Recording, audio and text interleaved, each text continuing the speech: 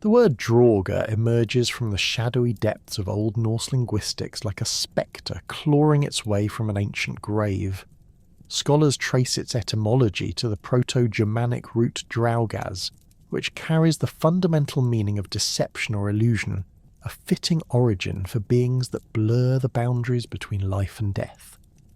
The Old Norse Draugr shares its linguistic DNA with Draugr, meaning lasting, enduring, or persistent, revealing an essential truth about these creatures. They are defined not merely by death, but by their stubborn refusal to accept its finality. This linguistic connection proves more than coincidental.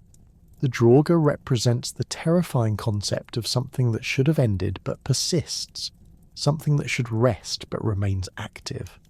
The very structure of the word suggests duration beyond natural limits, a quality that would become central to every tale told about these undead beings. In the complex web of Old Norse vocabulary, related terms like Draugr and Draugr create semantic echoes that reinforce the Draugr's nature as something that pulls the living into nightmarish encounters with death's persistence. The archaeological record of Scandinavia tells a story written in stone, iron and bone, a narrative of communities living in genuine terror of their own dead. Excavations across Norway, Sweden, Denmark and Iceland have revealed burial practices that speak to widespread belief in the Draugr phenomenon. At the Birka burial grounds in Sweden, archaeologists uncovered graves where massive stone slabs were placed directly on top of corpses, their weight calculated not for ceremonial purposes but for practical containment. These weren't symbolic gestures but desperate measures taken by communities who believed certain individuals might attempt to return.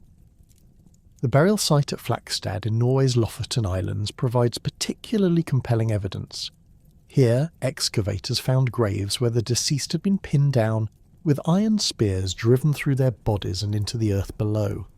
The iron wasn't placed as grave goods or weapons for the afterlife. These implements were positioned specifically to prevent movement. Iron held special significance in Norse belief systems as a material that could bind supernatural forces, and its use in these burials demonstrates a calculated approach to preventing reanimation. At Trelleborg in Denmark, archaeologists discovered burials where bodies had been positioned face down, their limbs bound with iron chains that showed signs of deliberate forging for this specific purpose. The positioning wasn't accidental. Face-down burial prevented the dead from seeing their way back to the world of the living, while the chains ensured they couldn't move even if supernatural forces attempted to reanimate them. Similar practices appear at sites across the Viking world, from the remote settlements of Iceland to the trading centres of Gotland. The Oseberg ship burial in Norway, famous for its rich grave goods, also contained subtle anti-revenant measures. Beneath the spectacular artefacts and ceremonial items, archaeologists found that certain key individuals had been secured with iron pins driven through their clothing and into the ship's wooden structure. Even in death ceremonies celebrating power and wealth, the fear of the Draugr influenced burial practices. Archaeological evidence from the Faroe Islands reveals another dimension of anti-Draugr practices. At several sites, graves contained what researchers term threshold burials, bodies interred directly beneath doorways of buildings. This placement served a dual purpose. The constant foot traffic above would keep the dead pressed down, while the threshold location allowed the living to monitor any signs of supernatural activity. The weight of daily life literally held the dead in place. The Norse conception of the undead operated with precise distinctions that reflected sophisticated understanding of supernatural taxonomy. The Draugr occupied a specific niche within this system, differentiated from related entities through particular characteristics and behaviours. The Haugboi, or mound dweller, represented a more localised threat, spirits bound to specific burial mounds who rarely ventured far from their earthly remains. These beings typically concern themselves with protecting their grave goods and burial sites, attacking only those who disturb their rest. Haugboi possessed intelligence and cunning but remained geographically constrained. They could manipulate their immediate environment, causing landslides or creating illusions around their mounds, but their power diminished with distance from their burial place. Archaeological evidence supports this belief. Many Scandinavian burial mounds show signs of deliberate avoidance by later settlements, with buildings and roads carefully routed around these potentially dangerous sites. The Eyrbyggja, literally meaning again walker, represented another category of returning dead. These entities differed from Draugr in their motivation and behaviour patterns. Eyrbyggja typically returned due to unfinished business or strong emotional attachments to the living world. They might appear to complete tasks left undone at death, to deliver important messages, or to fulfill promises made while alive. Unlike Draugr, Eyrbyggja generally retained more of their human personality, and could often be reasoned with or persuaded to return to their rest. The distinction between these entities wasn't merely academic, it carried practical implications for how the living should respond to encounters with the undead. Different types of revenants required different approaches for resolution, and misidentifying the nature of an undead encounter could prove fatal. The Draugr's supernatural strength, shape-shifting abilities, and malevolent intelligence made them far more dangerous than either Hauntings or Eyrbyggja. Draugr possessed unique characteristics that set them apart from other undead entities. They retained and often exceeded their living strength, growing more powerful after death rather than diminishing. Their bodies could swell to enormous size, and they possessed the ability to change shape, often taking the form of seals, bulls, or grey horses. Most significantly, Draugr weren't bound to their burial sites. They could travel great distances and actively seek out victims rather than waiting for disturbance. The runic record provides tantalizing glimpses into early Norse understanding of the restless dead, though these ancient inscriptions often speak in cryptic language that requires careful interpretation. The rockstone in Sweden, dating to the early 9th century, contains what scholars believe to be references to supernatural threats, including possible allusions to Draugr activity. The inscription's complex riddles mention the one who will not rest and he who walks through dead, phrases that align with later descriptions of Draugr behaviour. At the Karlovy stone on Åland, runic inscriptions speak of protective measures against those who return unbidden. The stone's placement at a prominent burial ground suggests it served both as memorial and warning, marking a site where the living needed to remain vigilant against supernatural threats. The runes describe specific rituals for binding the restless, and reference iron implements as tools for maintaining the boundary between life and death. The Hunnestad monument in Scania contained runic inscriptions that directly addressed the problem of the returning dead.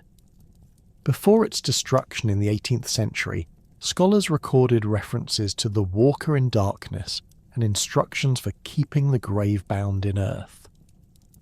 These inscriptions suggest that communities developed standardized approaches to Draugr problems, passing down knowledge through runic records that served as supernatural instruction manuals.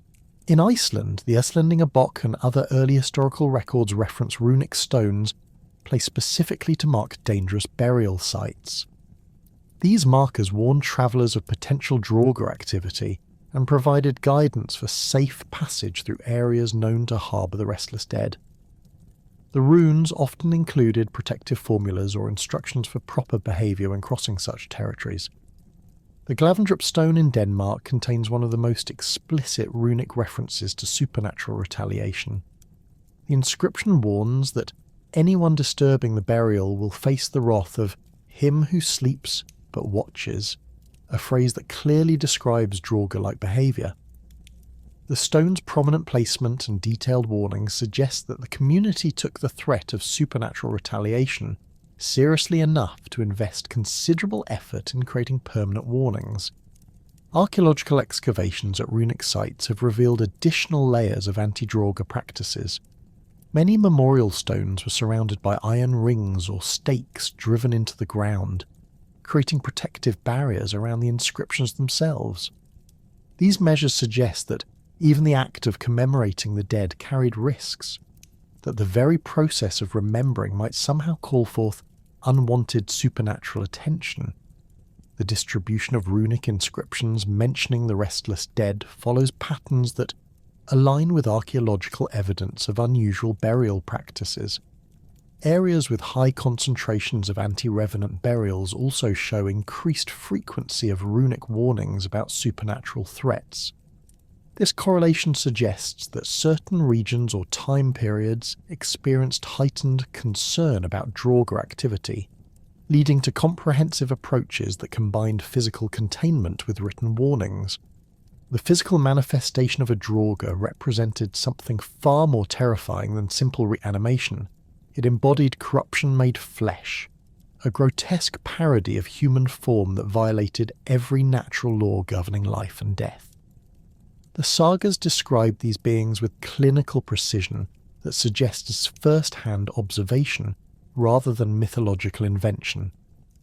According to the Eyrbyggja saga, the Draugr Thorolf Twistfoot appeared as black as pitch and huge as a bull, his body swollen to dimensions that defied his living proportions. This supernatural enlargement wasn't merely metaphorical. The texts consistently describe Draugr as physically expanding after death, their corpses growing to enormous size within their burial mounds. The Grettis saga provides even more detailed observations of Draugr physiology.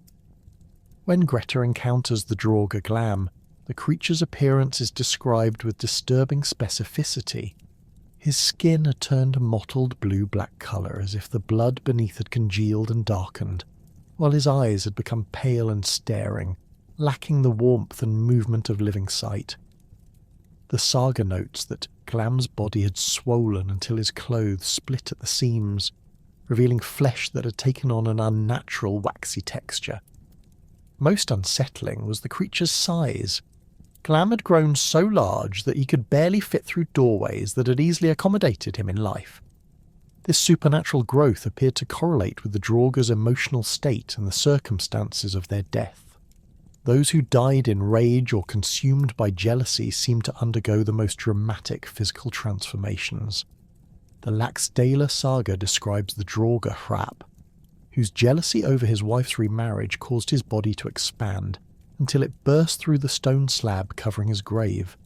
The text emphasizes that this growth wasn't gradual. Witnesses reported that the ground above Hrap's burial mound would heave and crack as his body continued expanding beneath the earth. The characteristic blue-black coloration of Draugr skin held particular significance in Norse understanding of supernatural corruption. This wasn't the pale complexion associated with ordinary death, but a deep unnatural darkness that seemed to absorb light rather than reflect it. The Brennu Njal saga describes the Draugr Svanur as having skin dark as a winter storm cloud, while his fingernails had grown long and black, resembling the claws of a predatory animal. This discoloration extended beyond surface appearance. When Draugr were wounded, their blood ran black and thick, more like tar than the red fluid of the living. The stench that accompanied Draugr presence became known as Dauda Stinky, literally death smell, and represented more than simple decomposition. This odour possessed supernatural properties that could affect the living in profound ways. The Gisla saga describes how the approach of a Draugr could be detected from considerable distances by its distinctive smell, which combined the putrid sweetness of rotting flesh with something far more unsettling, a metallic, cold scent that seemed to freeze the air itself. Those who encountered this smell reported immediate physical reactions: nausea, dizziness, and a crushing sense of despair that could drive strong men to their knees. The Dauda Stinky served as more than mere warning. It functioned as a weapon in its own right. The Cormac saga relates how the Draugr Thorgrim's smell alone could cause horses to panic and refuse to approach certain areas. Dogs would howl and flee when the scent reached them, while cattle would sicken and die if forced to graze in areas where Draugr had passed. The smell seemed to carry spiritual pollution that contaminated everything it touched, turning fertile land barren and causing wells to run dry. Medieval Norse understanding connected this supernatural stench to broader concepts of spiritual corruption and cosmic imbalance. The Dauda Stinki represented the intrusion of death into the realm of the living, a violation of natural order that carried metaphysical consequences. Priests and wise men taught that prolonged exposure to this smell could cause permanent damage to a person's soul, making them more susceptible to supernatural influences and potentially shortening their natural lifespan. The relationship between a Draugr's physical appearance and their emotional state revealed sophisticated Norse understanding of how psychological trauma could manifest in supernatural form. Those who died consumed by rage underwent the most dramatic physical transformations, their bodies swelling with supernatural fury that continued to grow after death. The Vatnsdæla saga describes the Draugr Thorolf, whose anger at being murdered caused his corpse to expand until it filled his entire burial chamber, his face twisted into a permanent expression of murderous wrath. Jealousy produced different but equally disturbing changes in Draugr physiology. The undead consumed by envy often developed elongated limbs and fingers, as if reaching desperately for what they could no longer possess. Their eyes would sink deep into their skulls while taking on a greenish cast that seemed to glow with malevolent light. The Floamanna saga describes the Draugr Thorgils, whose jealousy over his brother's inheritance caused his hands to grow into claw-like appendages capable of tearing through solid wood and stone. Greed manifested in Draugr through different physical alterations. Those who died obsessed with wealth or possessions often developed grotesquely swollen bellies, as if their insatiable hunger had continued beyond death.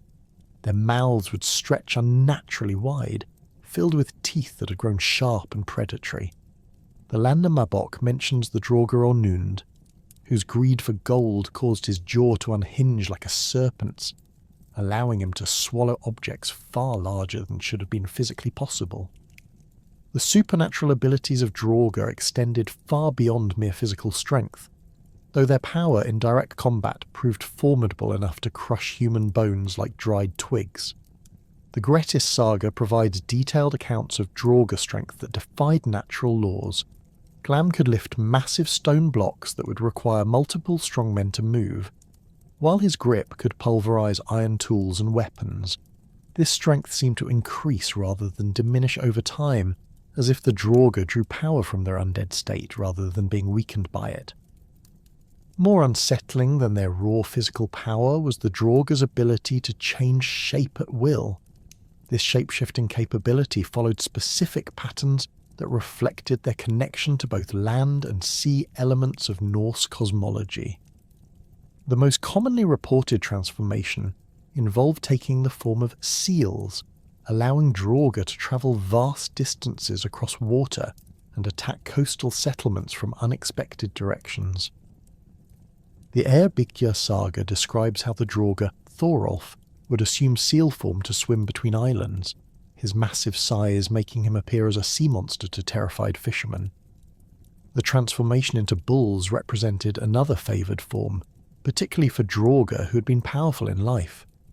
In bull form, they retained their supernatural size and strength, while gaining the ability to charge through obstacles that would stop human-sized creatures. The Laxdæla saga recounts how the Draugr Hrap would take bull form to terrorise neighbouring farms, his supernatural bulk allowing him to demolish buildings and scatter livestock with devastating effectiveness. Perhaps most ominous was the Draugr's ability to assume the form of grey horses, for this shape allowed them to deceive the living most effectively. Grey horses held special significance in Norse mythology as creatures that could travel between worlds, and Draugr in this form could lure unsuspecting victims onto their backs before revealing their true nature.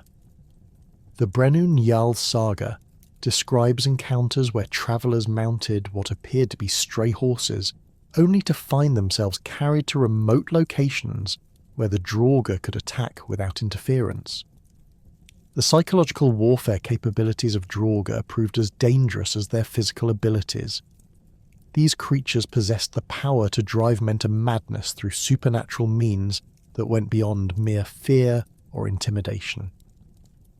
The Gisla Saga describes how prolonged exposure to Draugr presence could cause victims to lose their grip on reality, becoming unable to distinguish between waking and sleeping, between memory and immediate experience. This madness wasn't temporary. Those affected often never fully recovered their mental faculties. The mechanism behind this mind-affecting power seemed connected to the Draugr's fundamental nature as beings that violated natural order. Their very existence created distortions in reality that human consciousness couldn't process properly. Witnesses reported experiencing vivid hallucinations in Draugr presence, seeing impossible geometries, hearing voices of long-dead relatives, or perceiving time flowing backward. These experiences could shatter a person's understanding of reality so completely that they became unable to function in normal society. Some Draugr demonstrated the ability to enter dreams and manipulate sleeping minds directly.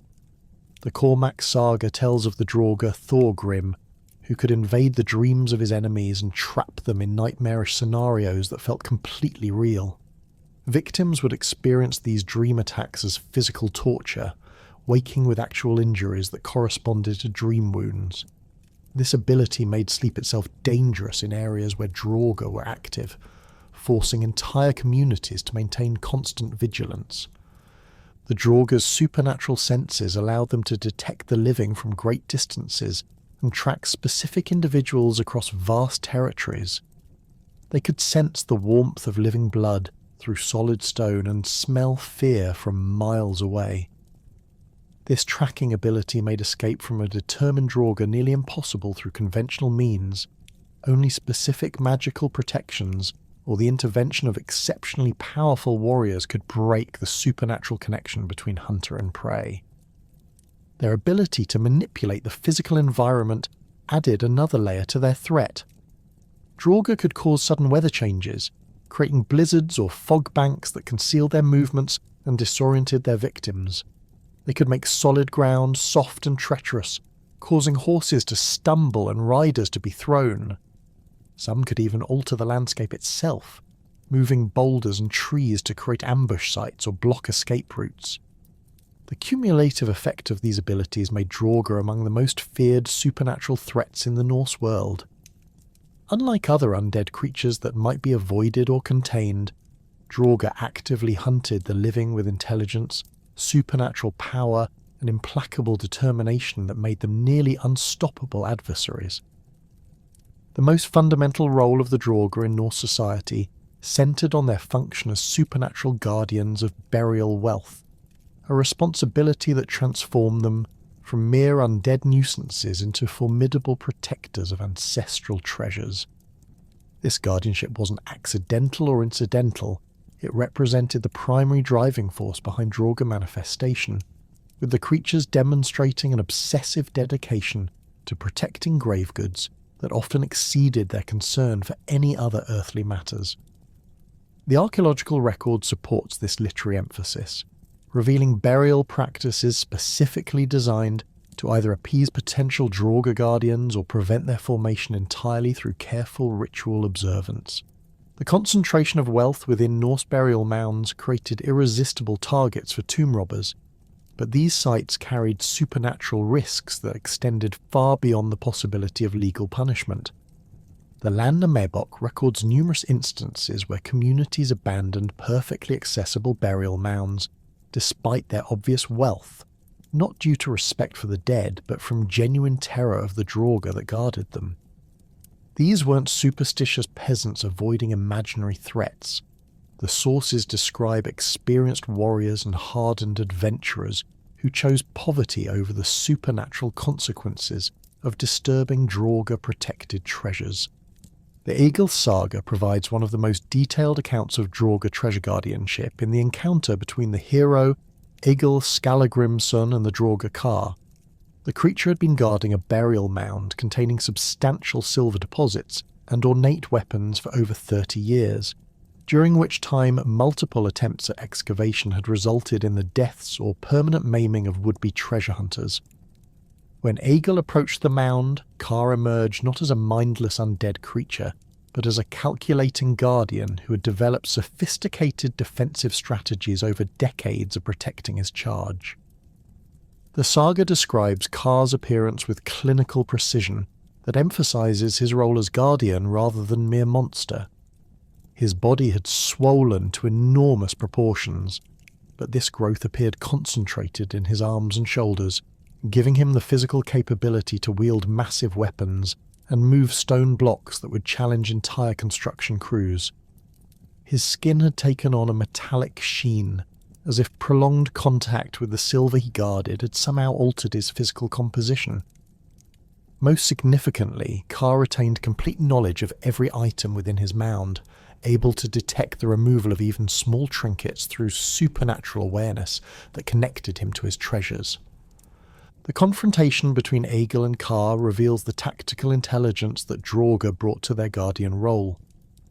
Rather than simply charging at the intruder, Kar employed the terrain around his mound to maximum advantage, using his supernatural strength to hurl boulders and create landslides that would trap potential tomb robbers. He demonstrated the ability to sense Egil's approach from considerable distance, emerging from his mound fully prepared for combat rather than being caught off guard.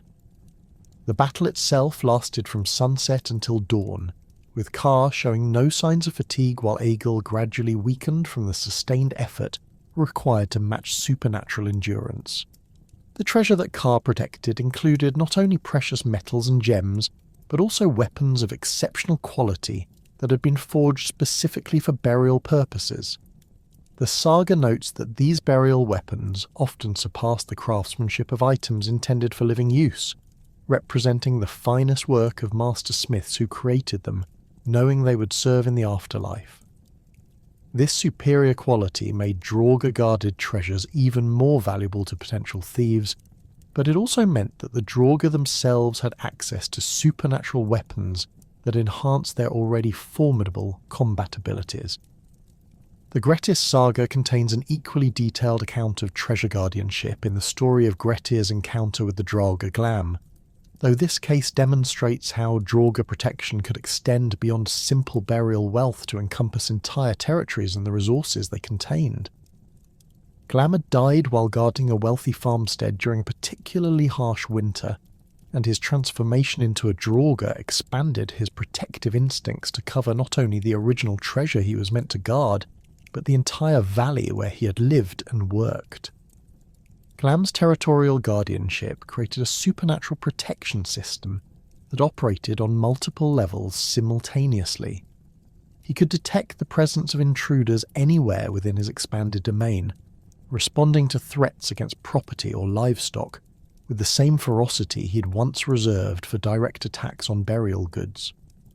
The saga describes how Glamr would emerge during blizzards and storms, using the harsh weather as cover while his supernatural nature made him immune to cold and wind that would incapacitate living defenders. The psychological impact of Glamr's guardianship extended far beyond physical deterrence. His mere presence in the valley created an atmosphere of supernatural dread that affected both humans and animals. Livestock would refuse to graze in certain areas, while horses would panic and bolt when forced to travel roads that passed near Glamr's territory. This psychological warfare proved as effective as direct confrontation in protecting the wealth under his guardianship, as few potential thieves possessed the mental fortitude necessary to operate effectively while under constant supernatural pressure. The Brennunjarl saga provides insight into how Draugr guardianship could evolve over time, becoming more sophisticated and comprehensive as the creatures gained experience in their protective role. The Draugr Svanur had initially focused his attention on protecting the specific grave goods buried with him, but over decades of undead existence, his guardianship expanded to encompass the entire burial ground where he rested. This expansion wasn't random. Svanur systematically extended his protection to cover the graves of family members and close associates, creating a supernatural security network that protected multiple generations of accumulated wealth. Svanr's evolution as a guardian demonstrates the intelligence and adaptability that distinguish Draugr from simpler undead creatures. He learned to recognise the tools and techniques used by different types of tomb robbers, developing specific countermeasures for each approach. Professional thieves who attempted to tunnel into burial mounds found their excavations mysteriously collapsing, while those who tried to approach during daylight hours discovered that Svanr could manipulate shadows and create areas of supernatural darkness that concealed his movements even under bright sunlight. The saga describes how Svanr eventually developed the ability to create phantom duplicates of himself, allowing him to appear to guard multiple locations simultaneously. These duplicates possessed enough substance to engage in physical combat, though they lack the full strength and durability of the original Draugr. This multiplication ability made it virtually impossible for thieves to determine Svanr's actual location, or to plan coordinated attacks that might overwhelm a single guardian through superior numbers. The cultural significance of Draugr guardianship reflected deeper Norse anxieties about wealth, inheritance, and the proper relationship between the living and the dead. In a society where material prosperity often meant the difference between survival and starvation, during harsh winters, the accumulation and protection of wealth carried existential importance that extended beyond simple greed or status display. The burial of substantial grave goods represented not only honour for the deceased, but also a form of insurance policy for their descendants, who might need to access these resources during times of extreme hardship. The fear of disturbing Draugr guardians thus represented more than superstitious terror. It embodied genuine conflict between immediate survival needs and long-term spiritual consequences. Communities faced with starvation might know exactly where substantial food stores or precious metals lay buried, but the risk of supernatural retaliation created powerful deterrents that often proved stronger than legal or social prohibitions. The Draugr served as the ultimate enforcement mechanism for property rights that extended beyond death, ensuring that ancestral wealth remained protected even when no living guardians remained to defend it. The ritualistic aspects of Norse burial practices reveal sophisticated understanding of the conditions that might lead to Draugr manifestation, with specific ceremonies designed to either prevent such occurrences or channel them toward beneficial guardianship rather than destructive haunting. The Landnámabók describes elaborate burial rituals that included formal appointments of the deceased as guardians of their grave goods, complete with spoken contracts that outlined their responsibilities and the extent of their authority in the afterlife. These appointment ceremonies involved the participation of the entire community, with witnesses formally acknowledging the deceased's new role as supernatural guardian.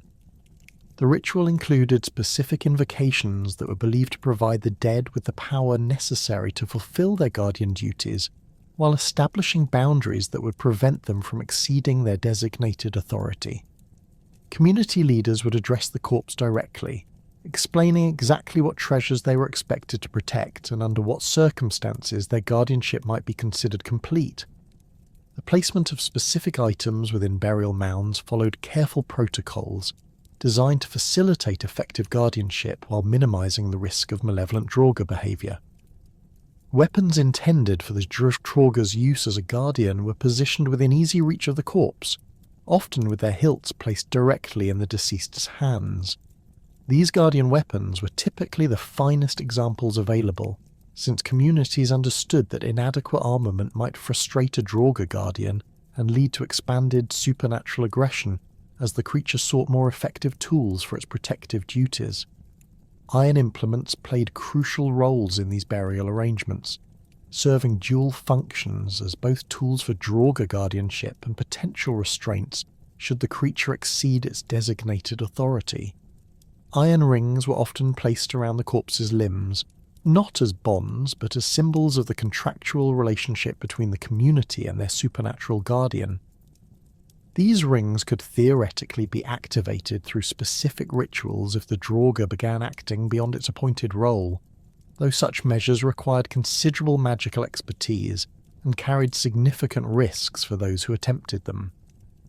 The positioning of treasure within burial mounds reflected careful consideration of Draugr psychology and behaviour patterns. The most valuable items were typically placed in locations that would require potential thieves to disturb the corpse directly, ensuring that any theft attempt would immediately alert the Draugr guardian.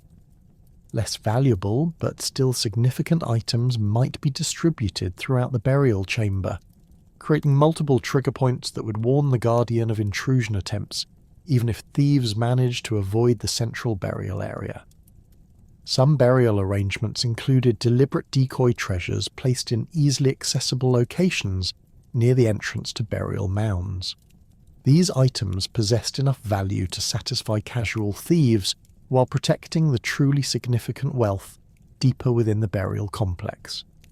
The theory behind this arrangement suggested that Draugr guardians might allow the theft of decoy items if doing so prevented more serious violations of their primary treasures, though the sagas suggest this approach carried considerable risks if the Draugr interpreted any theft as justification for unlimited retaliation. The seasonal timing of burial ceremonies also influenced the likelihood of Draugr manifestation and the effectiveness of their guardianship. Burials conducted during the darkest months of winter were believed to create stronger connections between the deceased and their grave goods, as the extended darkness provided optimal conditions for supernatural transformation. However, winter burials also carried increased risks of malevolent Draugr behaviour, since the harsh conditions and limited daylight could intensify the negative emotions that drove destructive haunting. Spring and summer burials offered different advantages and challenges for creating effective Draugr guardians. The abundant daylight during these seasons was believed to moderate the supernatural transformation process, reducing the likelihood of extremely aggressive Draugr behaviour while potentially limiting the creature's overall power. Communities had to balance the desire for powerful supernatural guardians against the need to maintain some degree of control over their activities, leading to complex calculations about optimal burial timing based on the deceased's personality, the value of their grave goods, and the community's tolerance for supernatural risk. The written sagas of Iceland preserve the most detailed and terrifying accounts of Draugr encounters, transforming these supernatural beings from vague folkloric threats into fully realised characters whose posthumous activities often overshadowed their living accomplishments. These literary sources, composed primarily during the 13th and 14th centuries, but drawing on much older oral traditions, provide unprecedented insight into how medieval Norse communities understood and confronted the reality of the restless dead.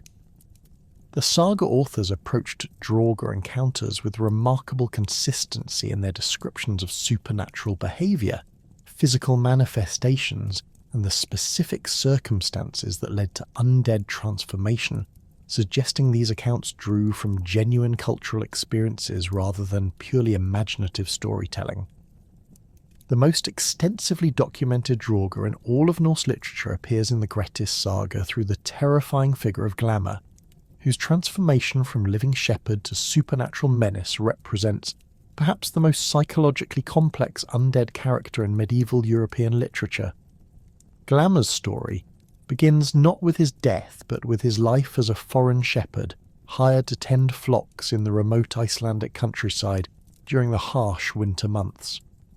The saga describes him as a man of enormous physical stature even in life, standing head and shoulders above other men, with a temperament that matched his imposing size. Glamr spoke little and showed no interest in forming friendships with his fellow workers, preferring the solitude of the high pastures where he could tend his charges without human interference. The circumstances surrounding Glamr's employment reveal important details about the conditions that would later influence his transformation into a Draugr. The position had remained vacant for several seasons because previous shepherds had either fled their duties or disappeared entirely during winter storms. The farm's owner, Thorolf, had grown desperate enough to hire Glamr, despite his unsettling personality and complete lack of local connections. This isolation would prove crucial to Glamr's posthumous behaviour, as his lack of human bonds during life translated into indiscriminate hostility toward all living beings after death. Glamr's attitude toward religious observance provided another key factor in his eventual transformation. The saga emphasises his complete rejection of Christian practices that had begun to influence Icelandic society, describing how he refused to attend church services or participate in holiday celebrations. Most significantly, Glamr showed open contempt for the Christmas season, declaring that he saw no reason to alter his work routine for what he considered meaningless religious ceremonies. This rejection of sacred time would directly contribute to the timing and nature of his death, as the saga presents his demise as occurring during the most holy period of the Christian calendar. The winter of Glamr's death proved exceptionally harsh even by Icelandic standards, with blizzards and supernatural storms that seemed to carry malevolent intelligence. The saga describes how livestock began disappearing from farms throughout the region, not taken by wolves or other natural predators but vanishing without trace in ways that suggested supernatural intervention. Other shepherds reported seeing strange lights moving across the snow-covered landscape during the darkest nights, accompanied by sounds that resembled human voices but carried words in no recognisable language. On Christmas Eve, as the rest of the community gathered for religious observances, Glamr insisted on making his usual rounds to check on the sheep despite warnings from Thorolf and other farm workers. The saga presents this decision not as mere stubbornness but as active defiance of both human authority and divine will. Glamr's final words before departing into the storm expressed his contempt for those who would abandon their duties for religious ceremonies, declaring that he would protect the flocks regardless of what supernatural forces might be abroad on holy nights. Glamr's death occurred sometime during the night, though the exact circumstances remained unclear until his body was discovered the following morning. The search party found him lying in a snow-filled hollow several miles from the farm, his massive frame twisted into an unnatural position that suggested he had died while engaged in fierce combat with an unseen adversary. Most disturbing was the condition of his face, which bore an expression of such malevolent rage that several experienced men refused to look directly at his features. His eyes remained open and staring, but they had taken on a pale, lifeless quality that seemed to absorb light rather than reflect it. The physical evidence surrounding Glamr's death site provided additional clues about his final moments. The snow around his body had been churned and scattered as if by tremendous struggle, with deep gouges in the frozen ground that could have been made by superhuman strength. Strange footprints led away from the scene, but these tracks were unlike anything made by known animals or humans. They appeared to be cloven hooves of enormous size, suggesting that Glamr had indeed encountered supernatural forces during his final night alive. The community's response to Glamr's death revealed their understanding of the supernatural risks involved in his particular circumstances. Rather than bringing his body back to the farm for proper funeral rites, the search party decided to bury him immediately at the site where he had died.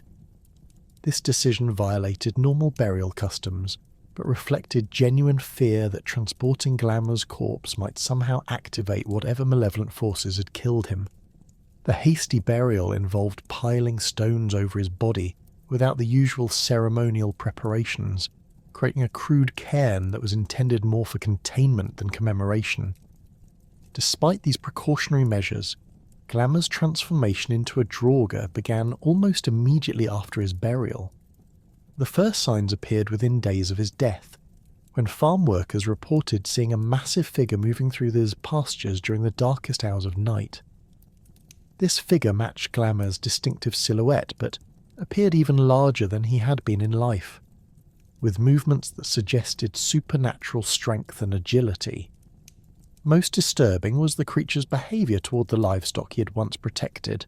The undead Glamr began systematically killing sheep and cattle, not for sustenance, but apparently from pure malevolence.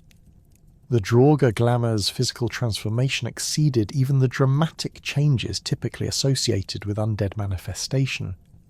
His already impressive size had increased to truly monstrous proportions, with witnesses estimating his height at nearly 8 feet and his breadth expanded proportionally. His skin had taken on the characteristic blue-black coloration of Draugr, but in Glamr's case this discoloration appeared almost metallic, as if his flesh had been transformed into some supernatural alloy. His hands had grown into claw-like appendages capable of tearing through solid wood and stone, while his eyes had become pale and luminous, glowing with cold light that could be seen from considerable distances. The supernatural abilities that Glamr displayed as a Draugr reflected and amplified the antisocial tendencies he had shown during life. His isolation and contempt for human companionship had transformed into active hostility toward all living beings, driving him to seek out victims rather than simply defending territory or treasure.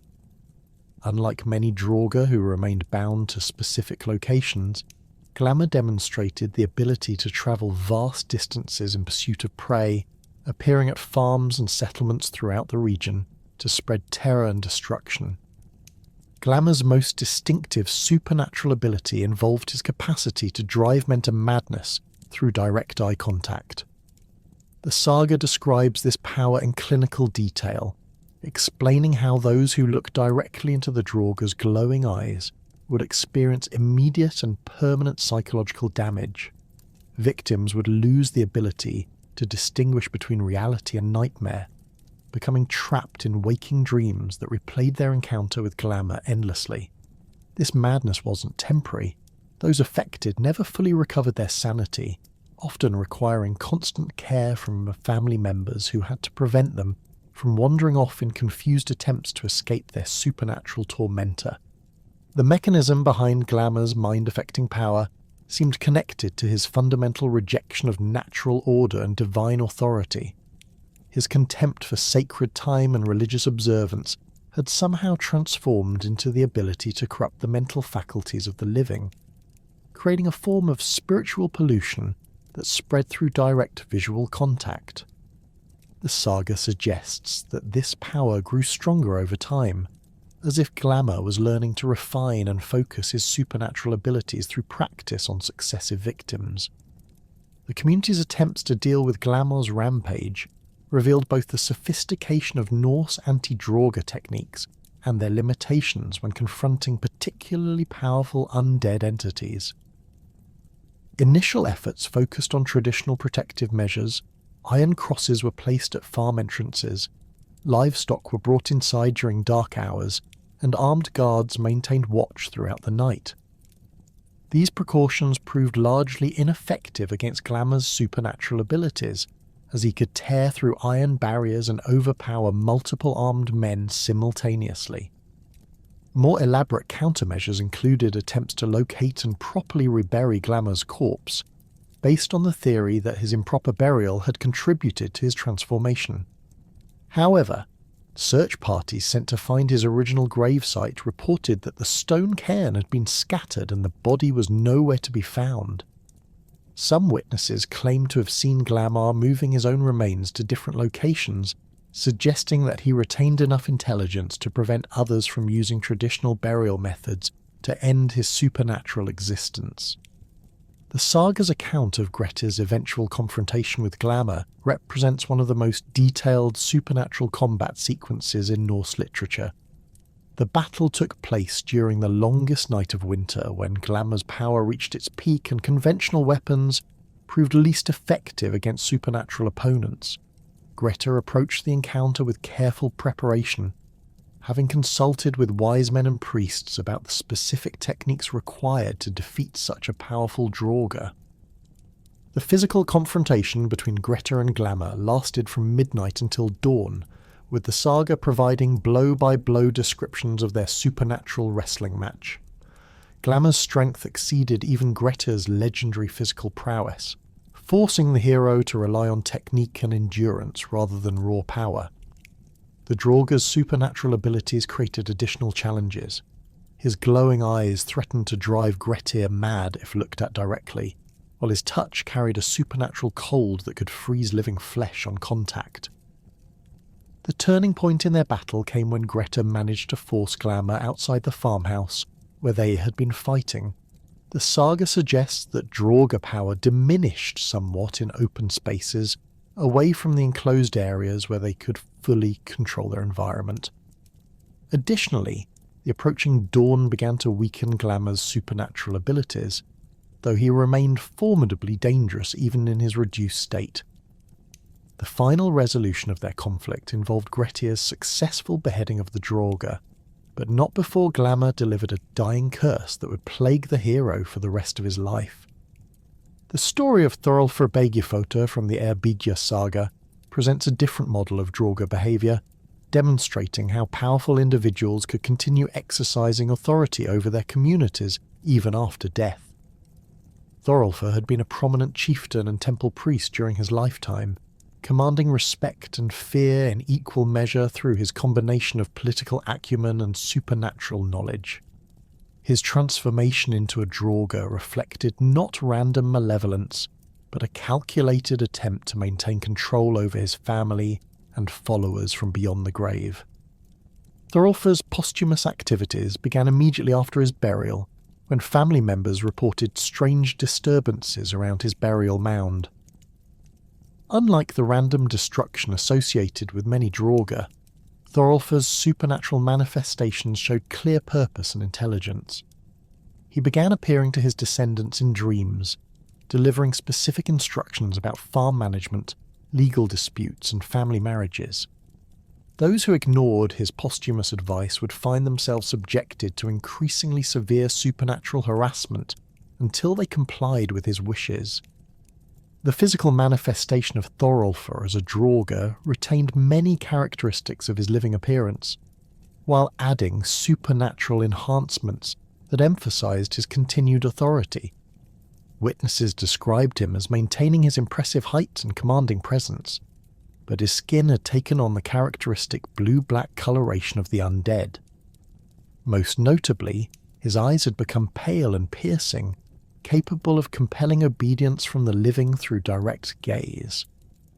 His voice retained the authoritative tone he'd used during life, but it now carried supernatural resonance that could be heard clearly even when he spoke in whispers. Thorolf's supernatural abilities focused on environmental manipulation rather than direct physical confrontation.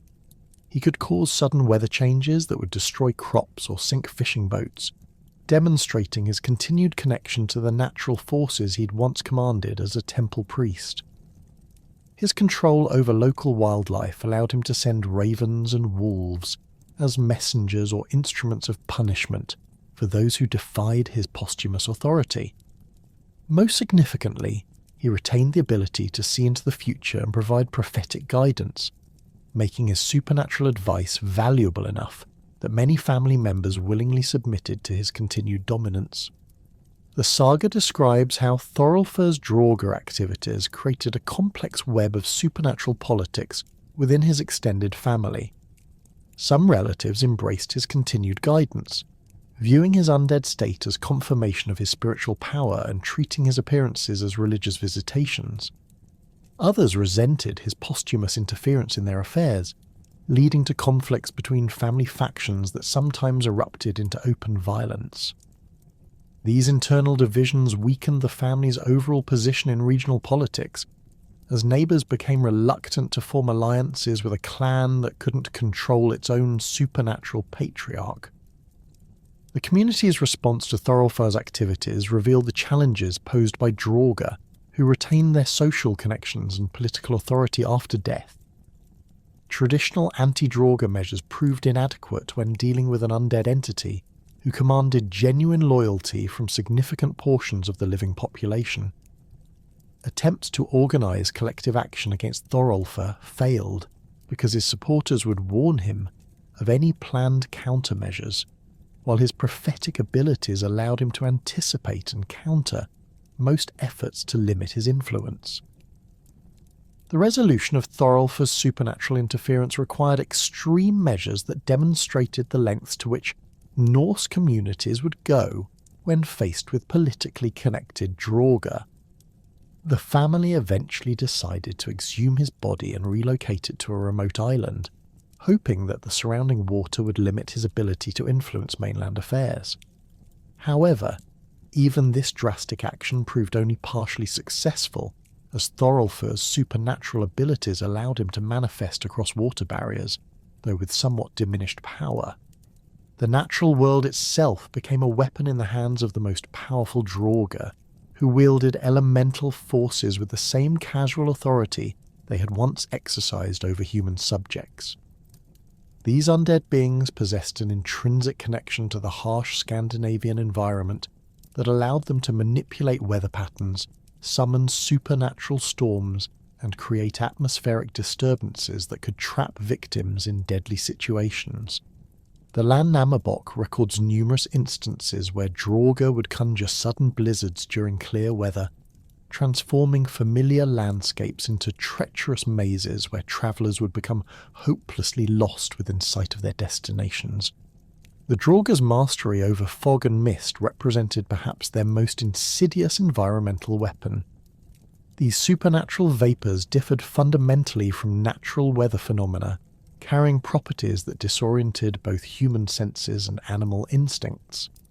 The Vatnsdæla saga describes how the Draugr Thorkel could summon dense fog banks that would roll across valleys with unnatural speed, engulfing entire settlements in supernatural darkness that persisted even during bright daylight. Within these fog banks, normal rules of navigation failed completely. Compass directions became meaningless, familiar landmarks vanished, and sounds carried in impossible ways that led travellers in circles until they collapsed from exhaustion. The supernatural fog created by Draugr possessed tactile qualities that distinguished it from ordinary mist.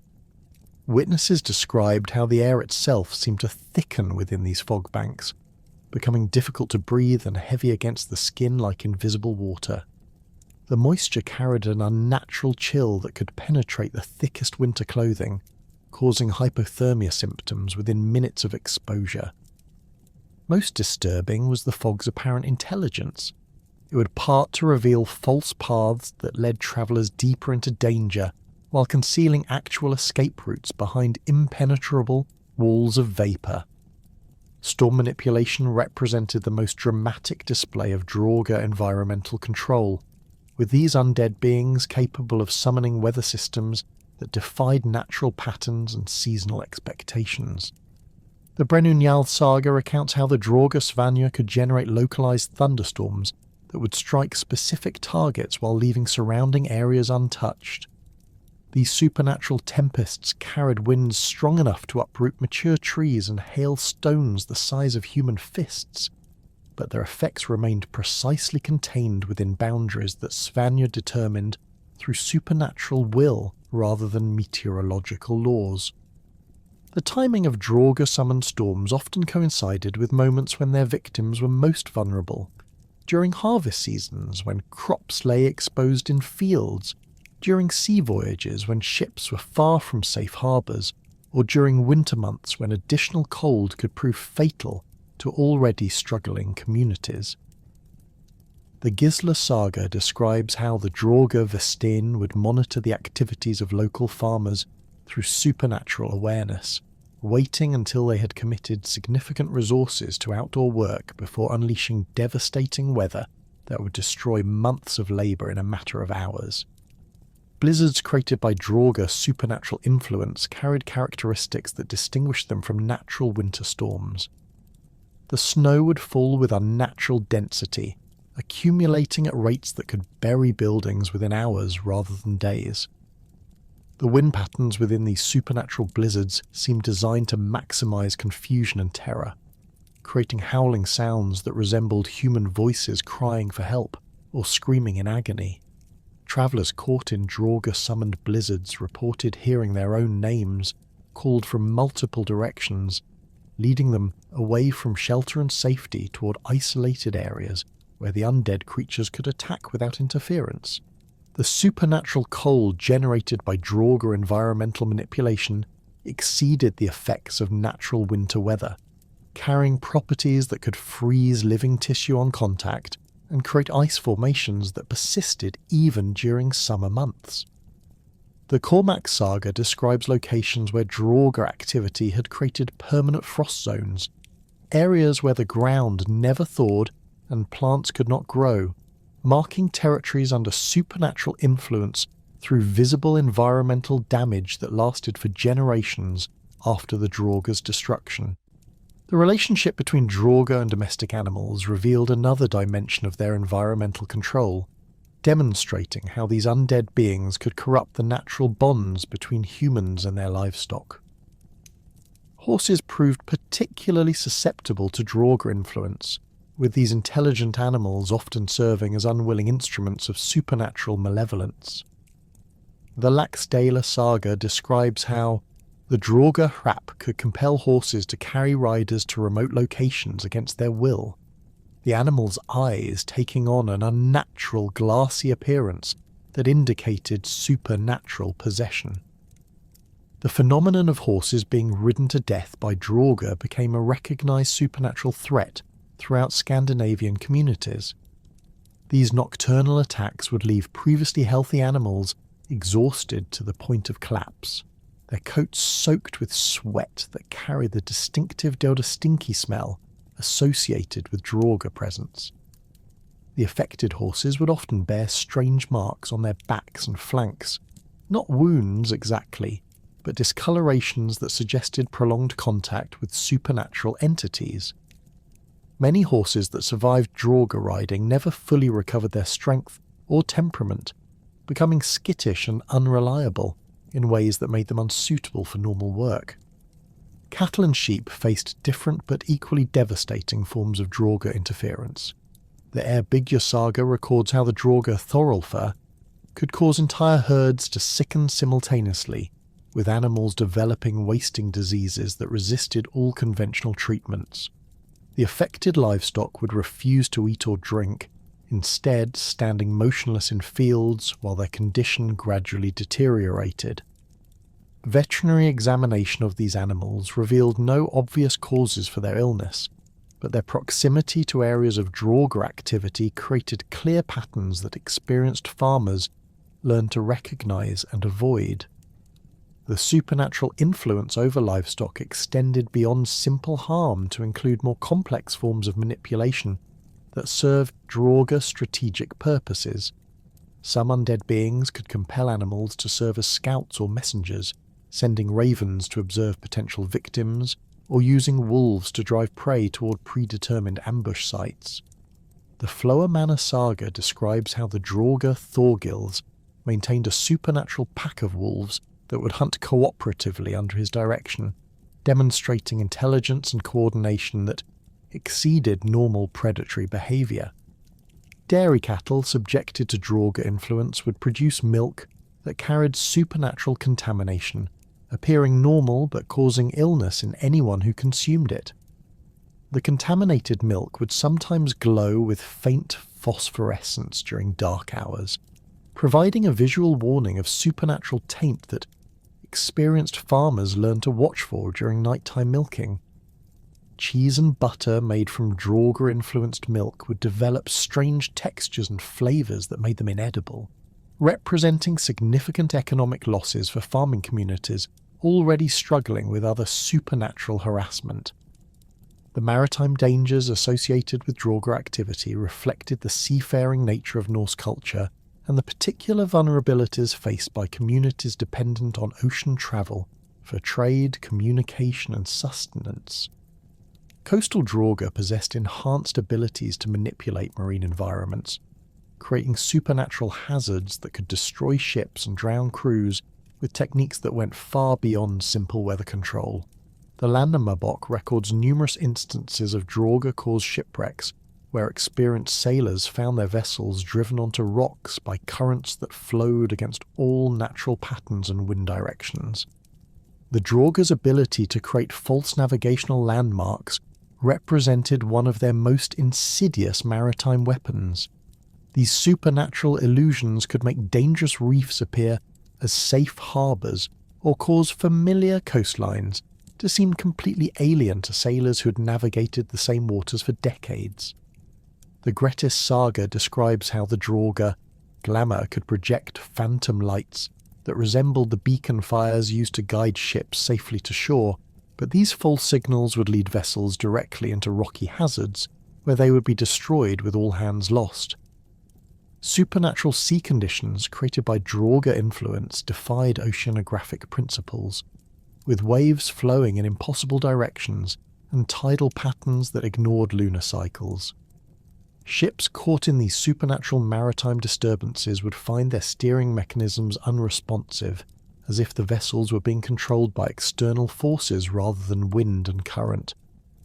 The Brennun Jarl saga recounts how experienced captains would sometimes recognise the onset of Draugr maritime interference through subtle changes in watercolour and consistency, describing the sea as taking on an oily, unnatural appearance that preceded supernatural storms. The seasonal patterns governing Draugr activity reflected deep connections between these undead beings and the cyclical nature of Norse cosmology, with their power waxing and waning according to astronomical and religious calendars that determine the balance between light and darkness. Winter months brought dramatic increases in Draugr manifestations, as the extended darkness provided optimal conditions for supernatural activity, while the harsh weather isolated potential victims and limited their ability to seek help or escape. The period surrounding the winter solstice marked the peak of Draugr power, when these undead beings could manifest with maximum strength and duration. The Vatsdala saga describes how experienced communities would implement comprehensive defensive measures during the darkest weeks of winter, bringing all livestock inside protective enclosures, maintaining constant fires to provide light and warmth, and organising armed watches that would patrol settlements throughout the night. These precautions required significant resource commitments, but proved essential for surviving the seasonal surge in supernatural threats. Christmas season carried particular dangers due to the Draugr's apparent hostility toward Christian religious observances and the spiritual significance of sacred time. The Cormac saga records how Draugr activity would intensify dramatically during the 12 days of Christmas, with undead beings seeming to draw power from their opposition to holy celebrations.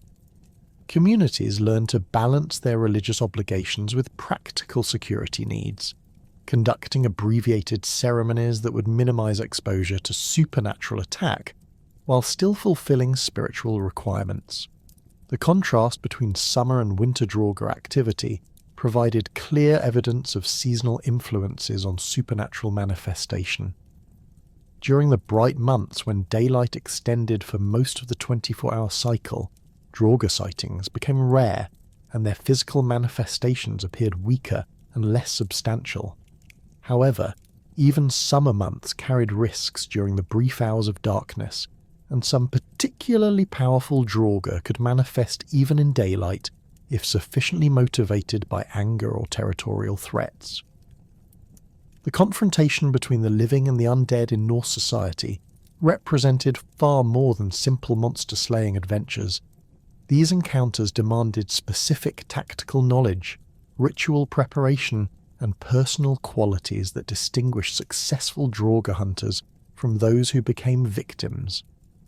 The sagas preserve detailed accounts of combat techniques that reveal sophisticated understanding of supernatural physiology and the particular vulnerabilities that could be exploited by skilled warriors willing to face these terrifying opponents.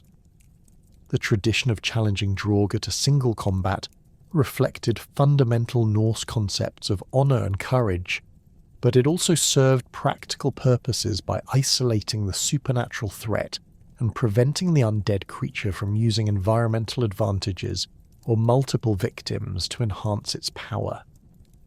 The formal challenge to single combat followed established protocols that drew upon both legal tradition and magical practice.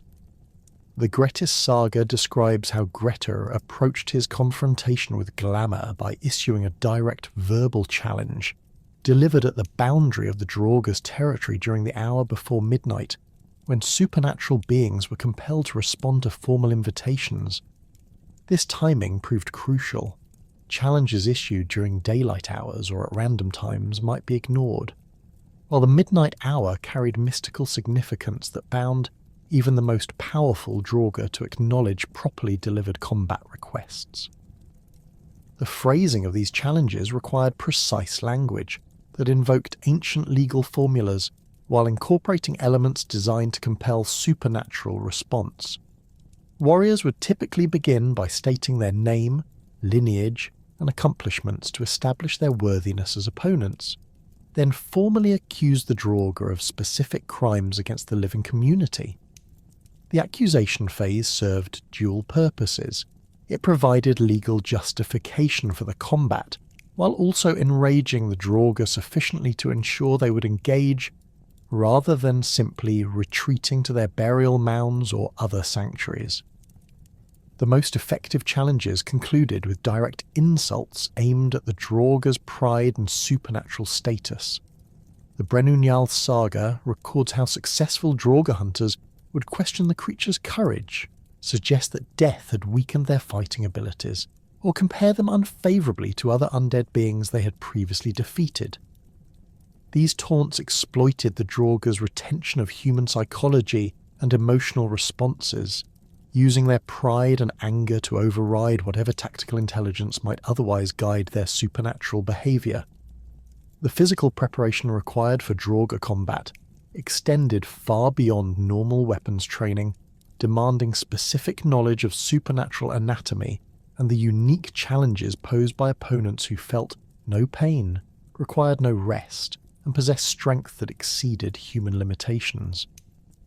Traditional weapons proved largely ineffective against Draugr unless wielded with precise technique and supernatural enhancement. Iron weapons carried inherent advantages due to the metal's capacity to disrupt supernatural energies, but the quality and preparation of these implements could mean the difference between victory and death. The forging of anti-Draugr weapons required specialized smithing techniques that incorporated both metallurgical expertise and magical knowledge. The Laxdæla saga describes how the mastersmith Regan created weapons specifically designed for supernatural combat, using iron ore that had been blessed by priests and heated in fires fueled by wood from sacred groves. The forging process itself involved specific rituals performed at astronomically significant times, with the smith reciting protective formulas while shaping the metal to ensure it would retain its supernatural properties even under the stress of combat. The shape and design of effective anti-Draugr weapons reflected practical considerations based on accumulated combat experience. Swords intended for supernatural opponents featured broader blades and reinforced tangs to withstand the enormous forces generated during combat with superhuman strength. The edges required special tempering techniques that would maintain sharpness even when striking supernatural flesh that could dull normal blades on contact. Most importantly, these weapons needed sufficient weight and momentum to penetrate the swollen, unnaturally dense bodies of Draugr while remaining manoeuvrable enough for extended combat. Axes proved particularly effective against Draugr due to their superior cutting power and the psychological impact of their distinctive wounds. The Cormac saga describes how the warrior Bersi wielded a specially crafted battle axe called Whirlwind that had been designed specifically for decapitating supernatural opponents. The axe featured an unusually long handle that allowed Bersi to maintain safe distance from Draugr claws while generating maximum cutting force, while its broad blade had been inscribed with runic formulas that enhanced its effectiveness against undead flesh. Spears offered tactical advantages in Draugr combat by allowing warriors to engage at extended range, while providing superior penetrating power against the thick, supernaturally tough hide of undead opponents. The Vatnsdæla saga records how the hero Ingimund employed an iron-tipped spear called Death's Tooth to pin the Draugr Thorkel against a stone wall, preventing the creature from using its superior strength to close distance for hand-to-hand combat. The spear's iron point had been forged with silver inlays that created additional supernatural disruption, while its ashwood shaft provided the flexibility needed to absorb the tremendous forces generated when Draugr attempted to break free from impalement.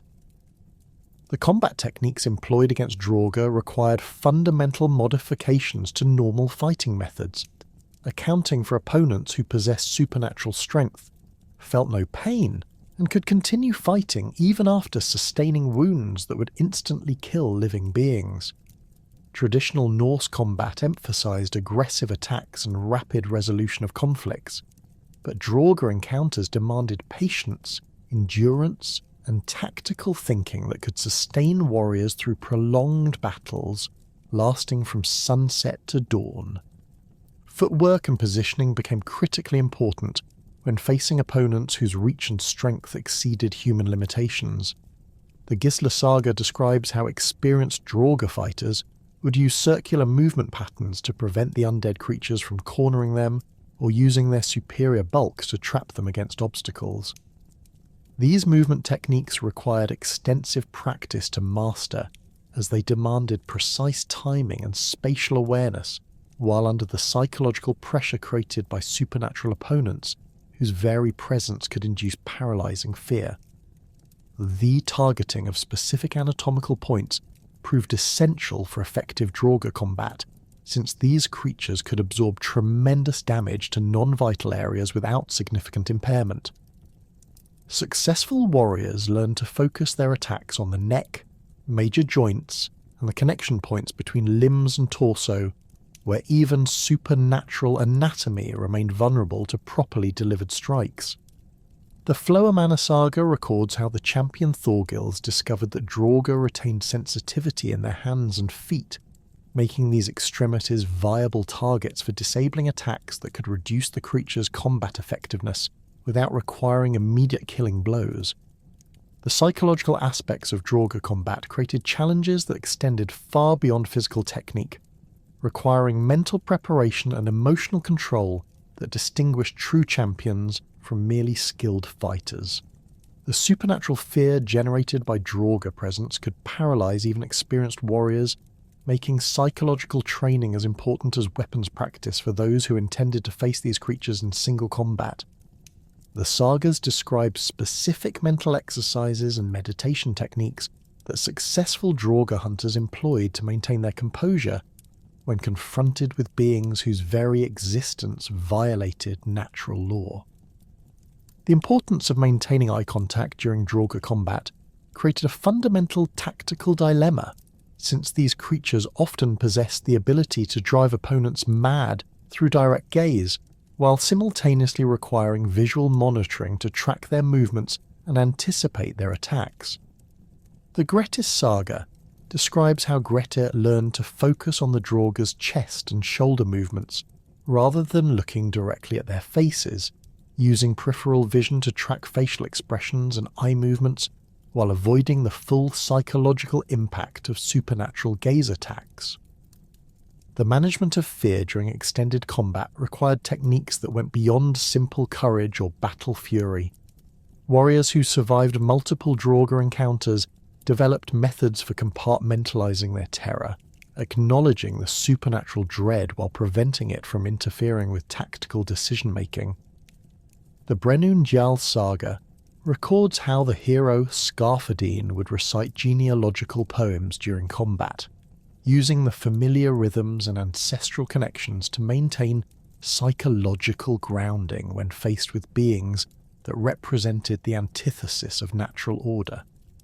The ritual aspects of Draugr combat preparation involved specific ceremonies designed to enhance the warrior's spiritual protection while providing practical advantages against supernatural opponents.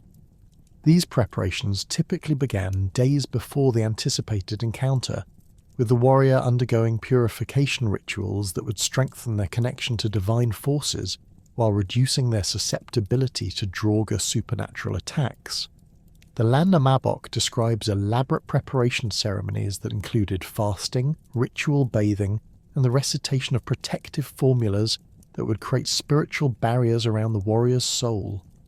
The blessing of weapons and armour required the participation of religious authorities who possessed the knowledge necessary to invoke divine protection against supernatural threats. Christian priests and pagan Gothai employed different but equally effective techniques for consecrating combat equipment, with both traditions recognizing the need for spiritual enhancement of material weapons when facing opponents that existed partially outside the normal physical realm. The blessed weapons would often display subtle signs of their supernatural enhancement, a faint luminescence during dark hours, unusual warmth when gripped, or the ability to cut through materials that would normally resist their edges. The timing of Draugr combat carried crucial importance that reflected both practical and mystical considerations. Most encounters took place during the darkest hours of night, when Draugr power reached its peak, but this timing also provided advantages for properly prepared warriors who could exploit the creature's overconfidence and reduced caution. The Cormac Saga describes how the warrior Thorgrim deliberately scheduled his confrontation with a Draugr for the hour before dawn, calculating that the approaching daylight would gradually weaken his supernatural opponent while his own strength remained constant. The selection of combat locations required careful consideration of tactical advantages and supernatural influences that could affect the outcome of single combat. Open areas provided room for maneuver and prevented Draugr from using environmental obstacles to trap or ambush their opponents. But these locations also allowed the creatures to employ their full range of supernatural abilities without constraint. The Vatnsdæla saga records how experienced Draugr hunters would choose combat sites near running water, which was believed to limit supernatural power, or on consecrated ground where divine protection might provide additional advantages. The beheading of Draugr represented the most reliable method for ensuring permanent destruction of these supernatural threats, but the technique required precise execution under combat conditions that made accuracy extremely difficult.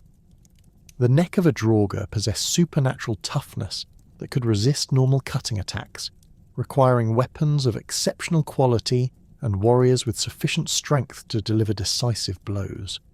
The Eyrbyggja saga describes how the hero Archaeological developed a specialized overhead chopping technique that used gravity and his full body weight to generate the force necessary to sever Draugr necks in a single stroke. The immediate aftermath of successful beheading required additional precautions to prevent supernatural reanimation or the manifestation of partial Draugr consciousness in the severed head.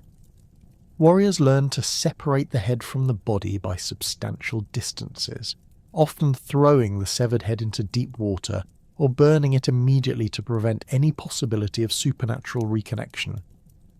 The Gisla saga records instances where improperly handled Draugr heads continued to snap and bite for hours after decapitation, requiring constant vigilance from warriors who might otherwise consider their victory complete.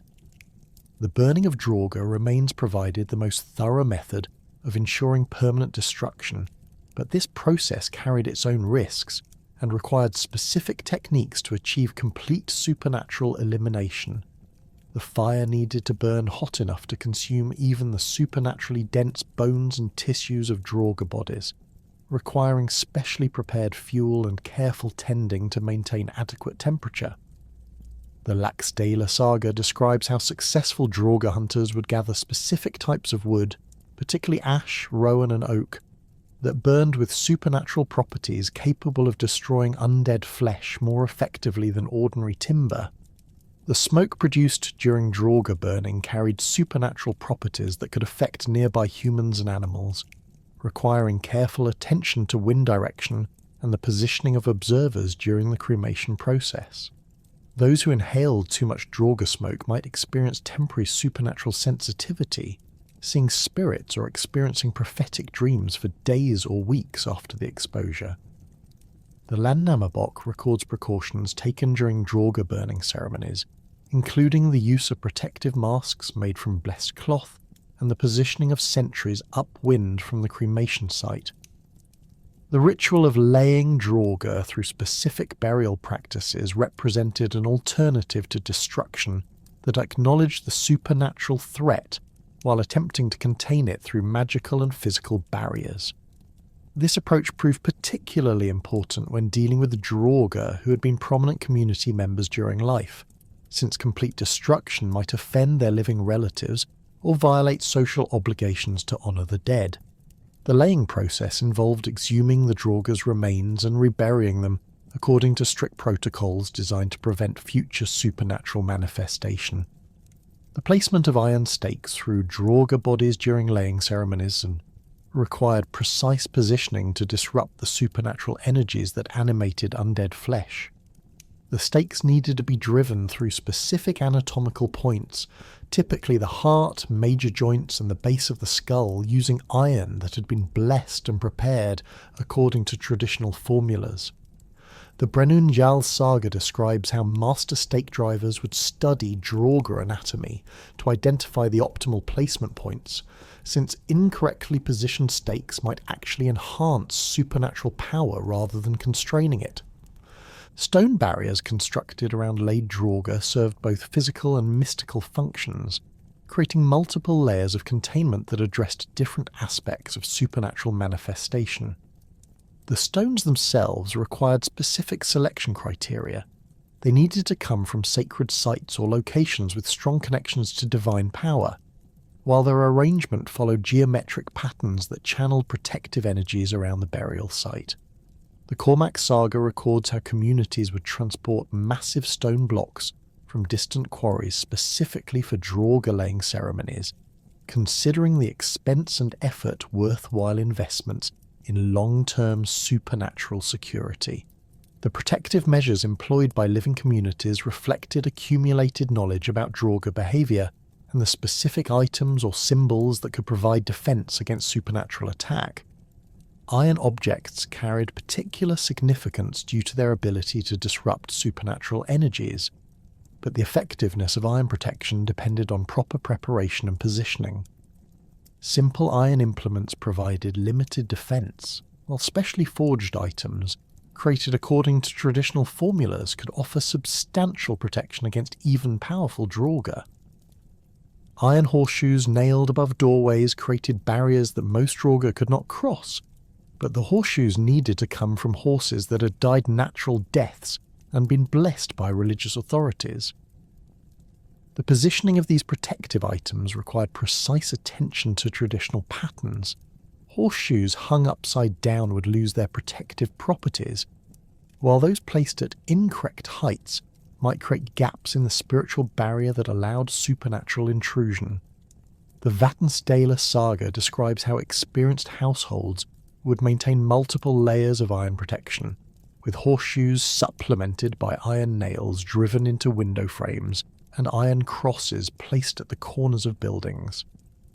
The introduction of Christian symbols into Norse anti-Draugr practices created new defensive options, while sometimes conflicting with traditional pagan protections.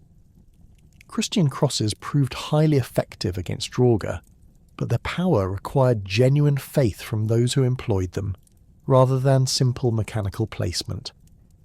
The Landa Mabok records how newly converted Christians discovered that their crosses provided superior protection compared to traditional iron implements, but only when wielded by individuals who had fully embraced Christian doctrine and abandoned pagan practices.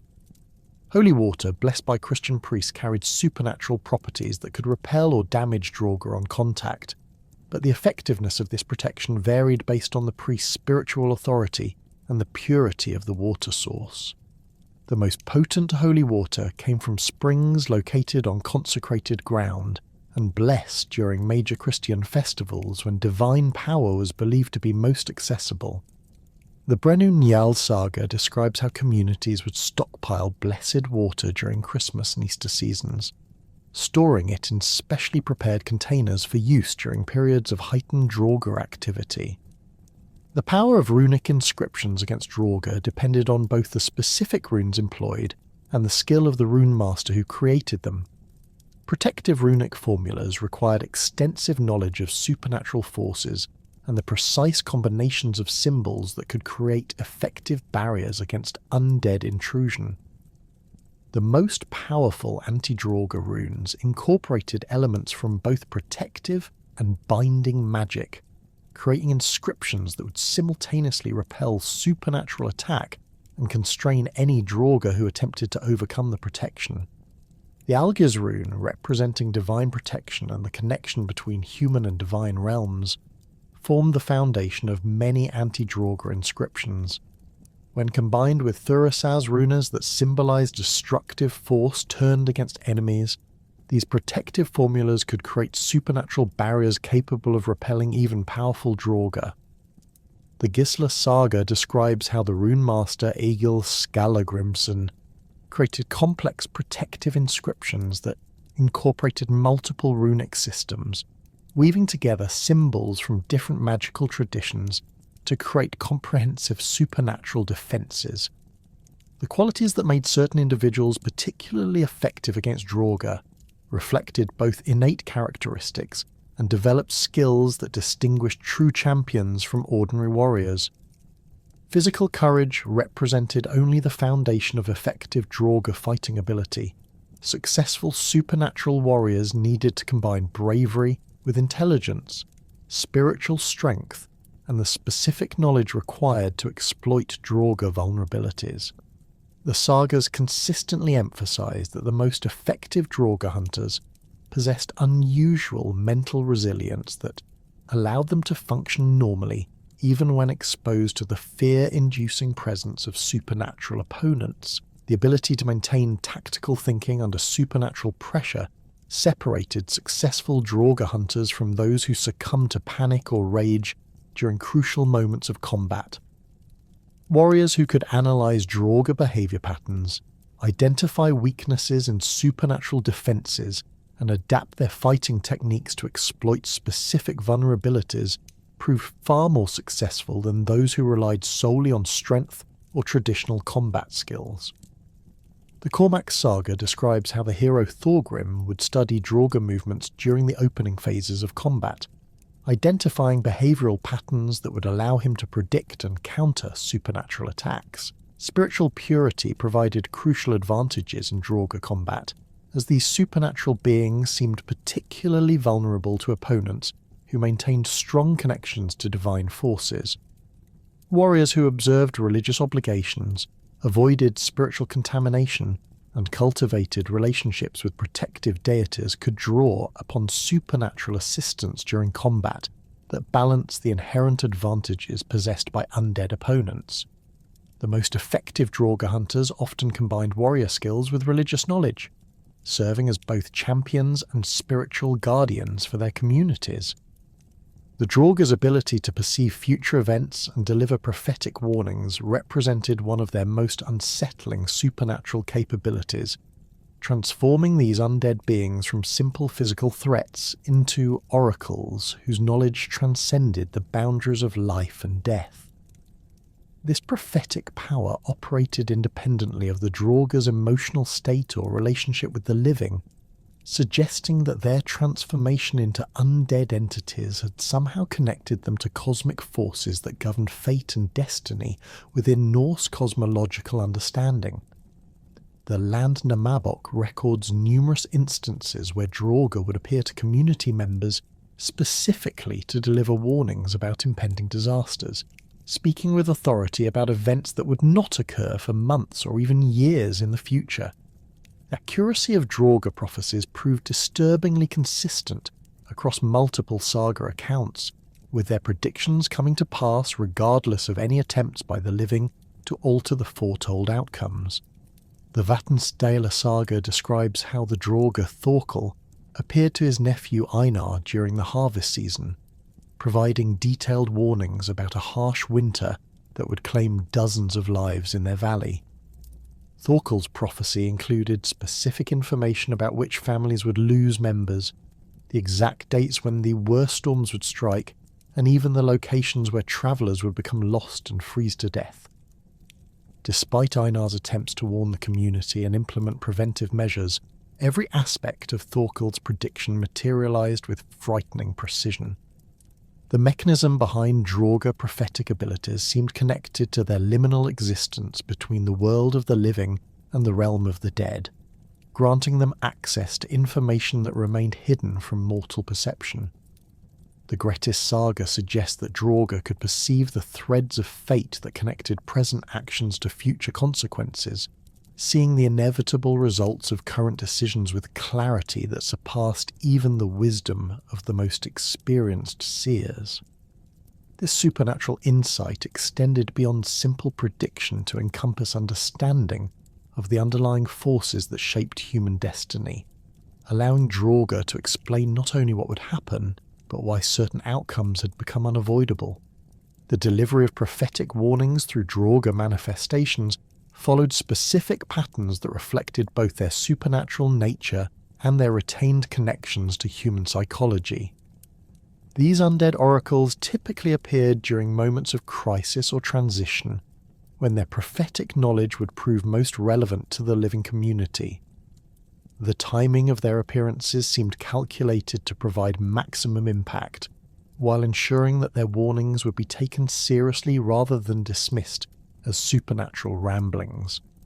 The Floa Manor saga records how the Draugr Thorgils would manifest specifically during community gatherings, where his prophetic pronouncements could reach the largest possible audience, suggesting that these creatures retained enough intelligence to understand the social dynamics necessary for effective communication. The content of Draugr prophecies often focused on disasters that would affect entire communities rather than individual fates, reflecting their continued investment in the welfare of their former homes and families. These supernatural warnings covered a broad range of potential calamities, severe weather events, crop failures, disease outbreaks, and military conflicts that would threaten regional stability. The Cormac saga describes how the Draugr Thorgrim provided detailed advance warning about a plague that would sweep through Iceland, including specific information about its progression from settlement to settlement and the particular demographic groups that would prove most vulnerable to infection.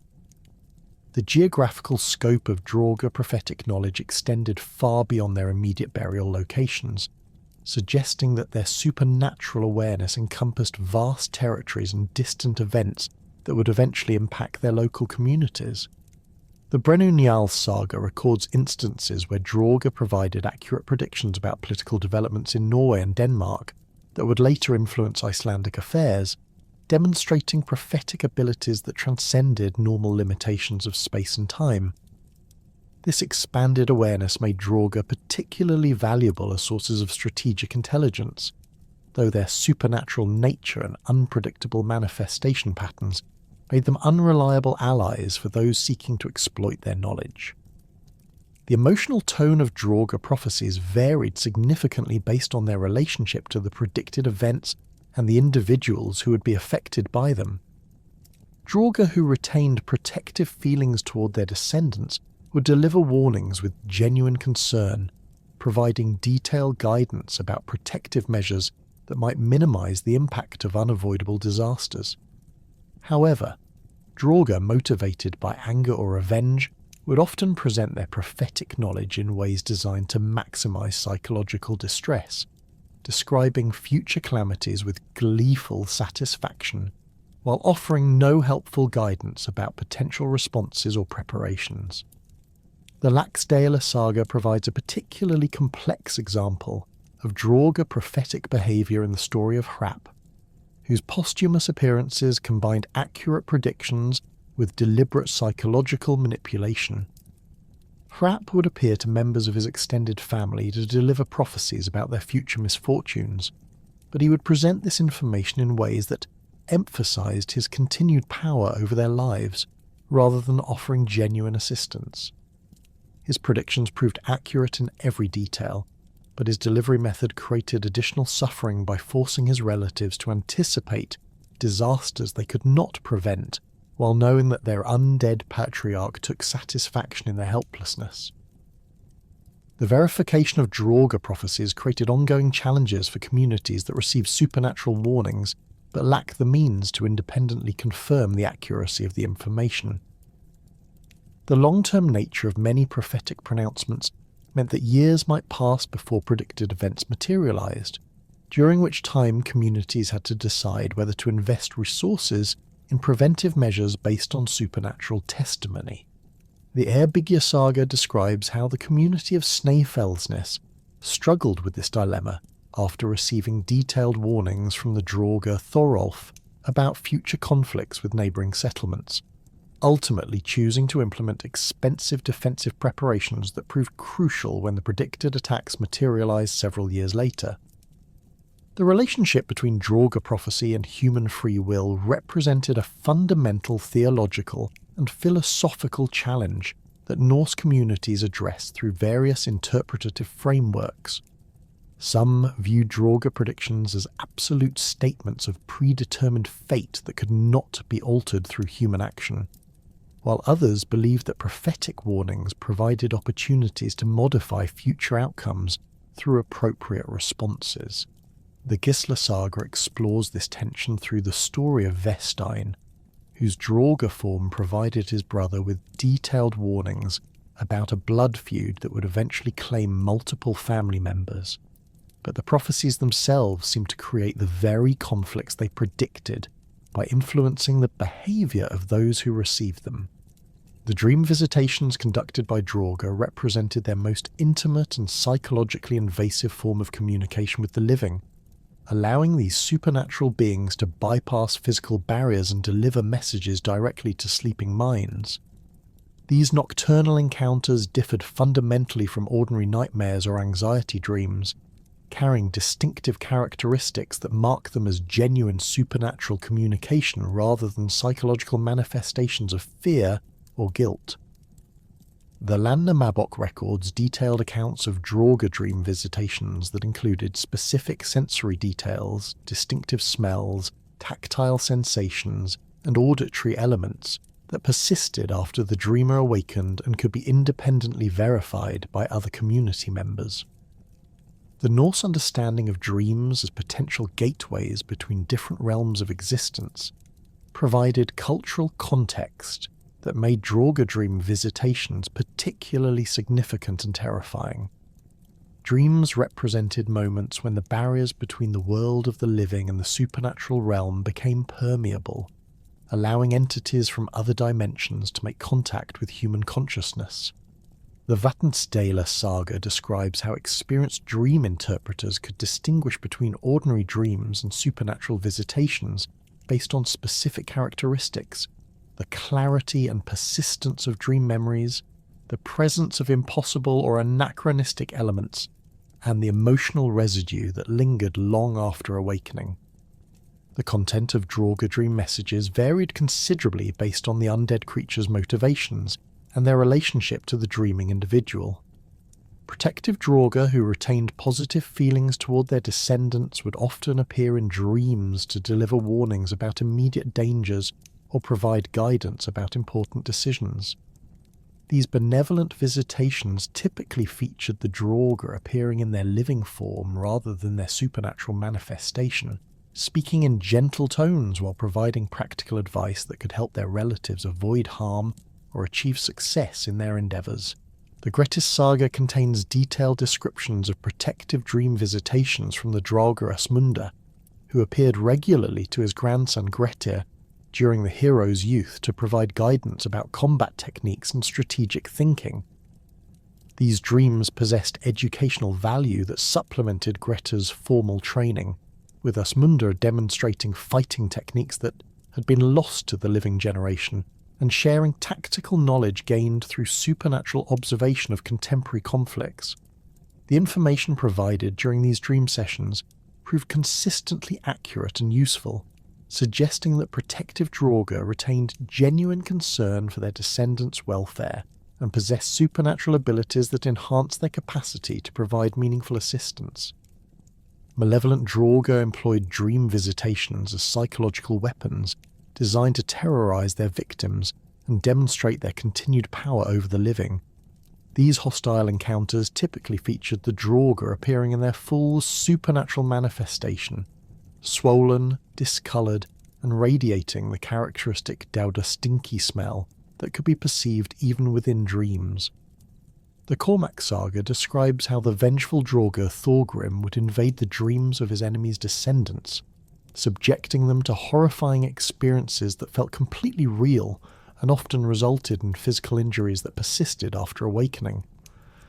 The mechanism behind Draugr-induced dream injuries represented one of the most disturbing aspects of supernatural visitation, suggesting that these undead beings could manipulate the boundary between dream experience and physical reality.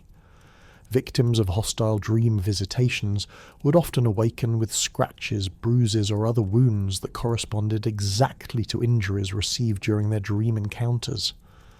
The Floamanna saga records instances where individuals attacked by Draugr in dreams would wake to find their clothing torn and their skin marked with claw marks that match the supernatural creature's enlarged hands, providing physical evidence that the dream experience had involved genuine supernatural contact rather than purely psychological trauma.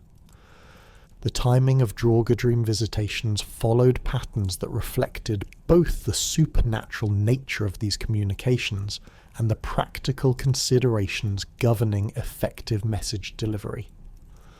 Most visitations occurred during the deepest phases of sleep, when the dreamer's consciousness was most receptive to supernatural influence and least capable of resisting unwanted intrusion. The Brennu Njal saga describes how Draugr would typically wait until their intended targets had fallen into profound sleep before initiating contact, ensuring that the dream experience would be vivid and memorable rather than fragmentary or easily dismissed upon awakening. The seasonal distribution of Draugr dream visitations showed clear patterns that aligned with broader cycles of supernatural activity throughout the Norse year.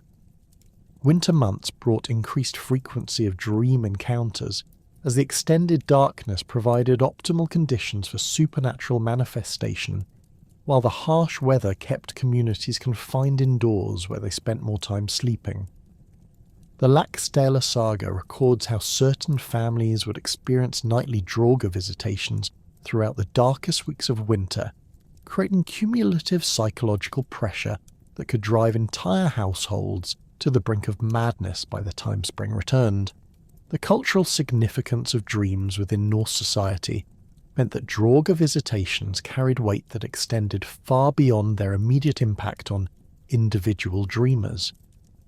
Dreams were considered legitimate sources of information about supernatural activities and future events, making Draugr dream messages important communications that required serious consideration by community leaders and religious authorities. The Eyrbyggja saga describes how local assemblies would convene specifically to discuss the implications of Draugr dream visitations, with experienced dream interpreters providing analysis of supernatural messages and their potential significance for community welfare. The interpretation of Draugr dream communications required specialized knowledge that distinguished between different types of supernatural messages and their appropriate responses.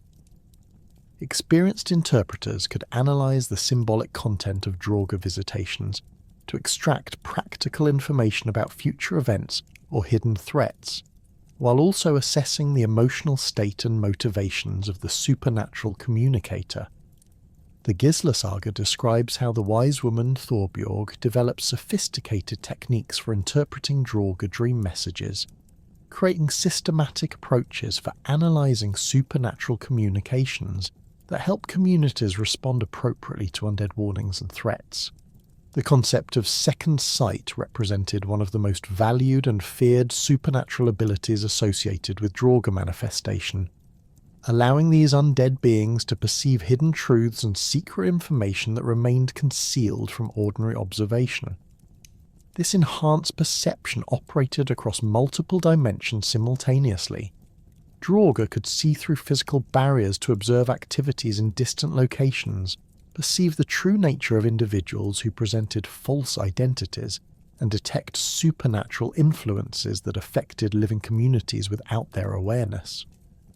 The Landnámabók records numerous instances where Draugr used their second sight abilities to expose crimes, reveal hidden treasures, and identify supernatural threats that would otherwise have remained undetected until they caused significant harm.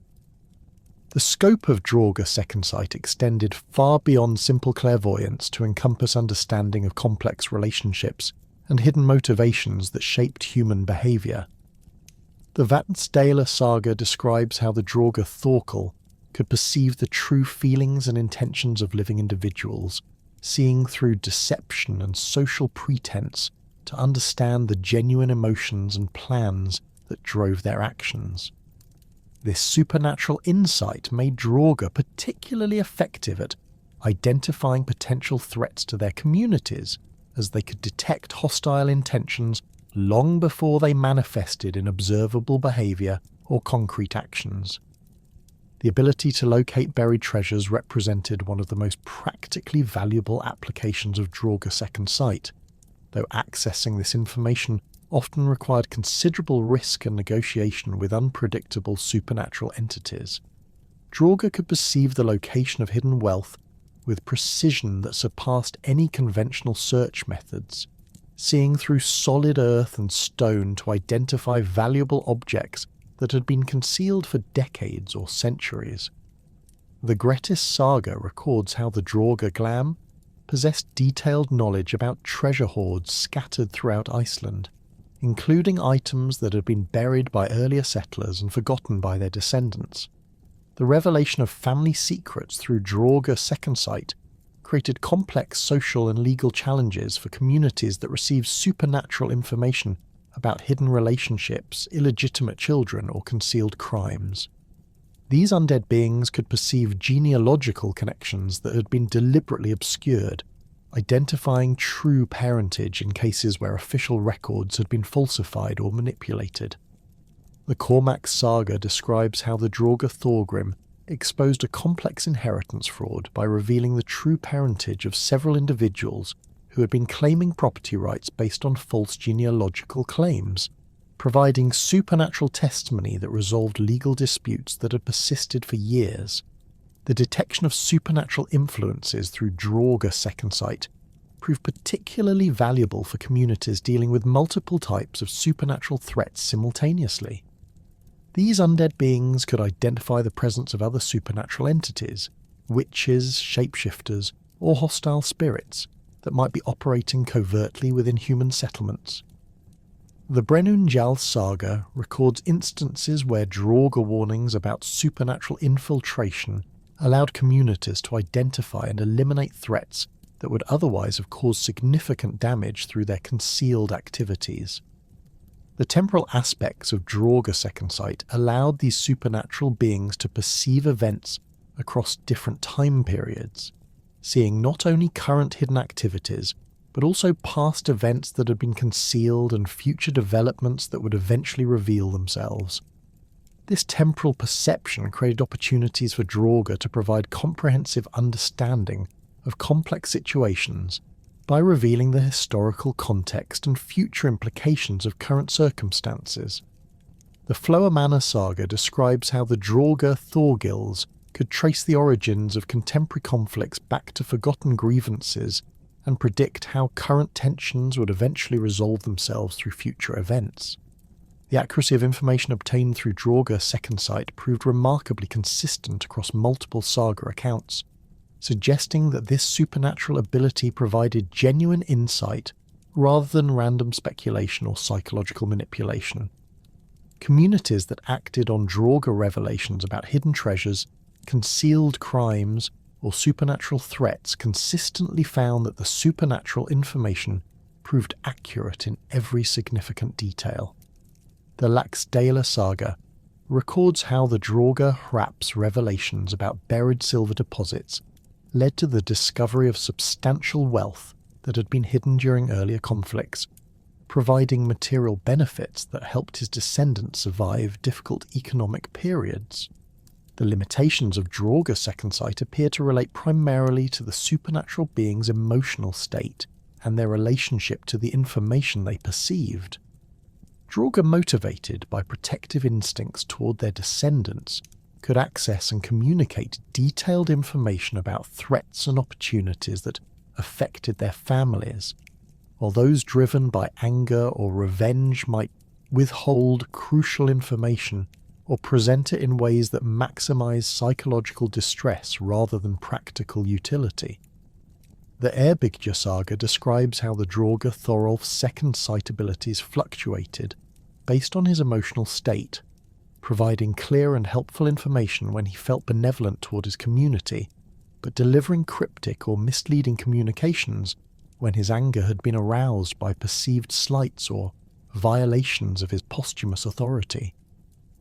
The role of Draugr as unwilling oracles represented one of the most complex and morally ambiguous aspects of supernatural interaction within Norse society, creating situations where communities could potentially benefit from supernatural knowledge while dealing with the inherent dangers posed by undead entities.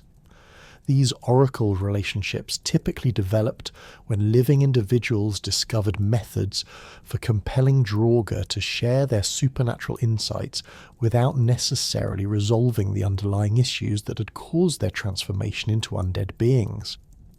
The Landnámabók describes elaborate negotiation processes where skilled practitioners would establish temporary truces with Draugr, offering specific concessions or services in exchange for prophetic information or supernatural assistance. The establishment of oracle relationships with Draugr required careful consideration of the risks involved in ongoing contact with unpredictable supernatural entities. While Draugr possessed valuable knowledge and abilities that could benefit living communities, their fundamental nature as undead beings meant that prolonged interaction carried cumulative dangers that might eventually outweigh any practical advantages. The Gisla saga describes how the hero Gisli initially benefited from regular consultations with a Draugr oracle, who provided tactical intelligence about his enemy's plans. But the ongoing supernatural contact gradually corrupted his judgment and contributed to psychological deterioration that ultimately led to his downfall. The information provided by Draugr oracles often came with implicit or explicit conditions that reflected the supernatural being's continued agency and their own agenda for interaction with the living world. These undead entities retained enough intelligence and personality to engage in complex negotiations, demanding specific services or concessions in exchange for their prophetic knowledge. The Vatnsdæla saga records how the Draugr Thorkel would provide detailed information about future weather patterns and optimal timing for agricultural activities, but only in exchange for regular offerings of food and drink that had to be left at his burial mound according to precise ritual specifications. The reliability of Draugr oracular pronouncements varied significantly based on the supernatural being's motivations and their relationship to the individuals seeking information. Draugr who retained protective feelings toward their communities would generally provide accurate and helpful guidance, while those motivated by malevolent intentions might deliberately mislead their consultants or provide technically accurate information presented in ways that would lead to harmful decisions. The Cormac saga describes how experienced oracle consultants learned to analyze not only the content of Draugr communications, but also the supernatural being's emotional state and potential biases that might influence the reliability of their prophetic statements. The strategic value of Draugr oracular knowledge made these supernatural relationships particularly attractive to political and military leaders, who could gain significant advantages through access to information about enemy plans, optimal timing for military campaigns, and the likely outcomes of political negotiations. The Brennunjarl saga records how several prominent chieftains maintained secret relationships with Draugr oracles, using supernatural intelligence to guide their decision-making in ways that appeared to demonstrate exceptional wisdom and foresight to their contemporaries who remained unaware of their supernatural information sources. The ethical implications of exploiting Draugr oracular abilities created ongoing moral dilemmas for individuals and communities that benefited from supernatural knowledge, while potentially perpetuating the conditions that prevented these undead beings from finding peaceful rest. Some religious authorities condemned oracle relationships as spiritually corrupting practices that violated proper boundaries between the living and the dead, while others argued that utilising Draugr knowledge for community benefit represented acceptable compromise with supernatural realities that could not be easily eliminated through conventional means. The bonds of kinship that defined Norse social structure proved remarkably resilient to the transition from life to death, with Draugr often demonstrating the same fierce loyalties, bitter resentments, and complex family dynamics that had characterised their mortal existence. These supernatural beings retained vivid memories of family disputes, inheritance conflicts, and personal grievances that had shaped their living relationships, transforming what should have been eternal rest into opportunities for posthumous revenge against relatives who had wronged them or failed to meet their expectations. The Landnámabók records numerous instances where family conflicts that had simmered for years during a person's lifetime erupted into supernatural warfare after their death, with newly transformed Draugr targeting specific family members with focused malevolence that reflected intimate knowledge of their victims' vulnerabilities and fears. The most common trigger for family-focused Draugr activity involved disputes over inheritance and property rights that remained unresolved at the time of death.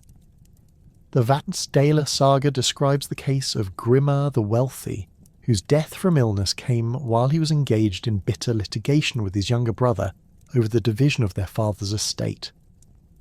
Grimr's transformation into a Draugr began within days of his burial, but rather than engaging in random supernatural harassment, the undead creature focused his attention exclusively on his brother's family. The Draugr Grimr would appear at his brother's farmstead during the darkest hours of winter nights, systematically destroying property and terrorising livestock in ways that directly undermined his brother's economic position and social standing within the community. The supernatural precision with which Draugr pursued family vendettas demonstrated their retention of human intelligence and emotional complexity, allowing them to craft revenge strategies that went far beyond simple physical violence. Grimr's posthumous campaign against his brother included destroying specific items that held sentimental value, contaminating food stores in ways that caused illness but not immediate death, and creating supernatural disturbances that prevented his brother's family from sleeping properly for weeks at a time. These targeted attacks reflected intimate knowledge of his brother's daily routines, emotional attachments, and psychological vulnerabilities that only close family members would possess. The escalation of the Grimr's supernatural harassment followed patterns that mirrored the progression of their living dispute, with each manifestation representing a response to his brother's attempts to claim disputed property or assert legal rights that Grimr had contested during his lifetime. When his brother attempted to harvest grain from fields that had been under litigation, the Draugr Grimr would appear to scatter the cut grain across the landscape, ensuring that the crops rotted before they could be properly stored. When legal proceedings awarded his brother ownership of specific livestock, Grimr would systematically kill those animals while leaving others untouched, creating a supernatural enforcement of his posthumous property claims. The psychological impact of targeted family haunting proved even more devastating than the physical damage inflicted by Draugr's supernatural abilities. Family members subjected to focused supernatural harassment experienced cumulative psychological pressure that affected their ability to function in normal social and economic activities. The Grettis saga describes how the family of the Draugr Thorolf began showing signs of severe stress within weeks of his posthumous campaign against them.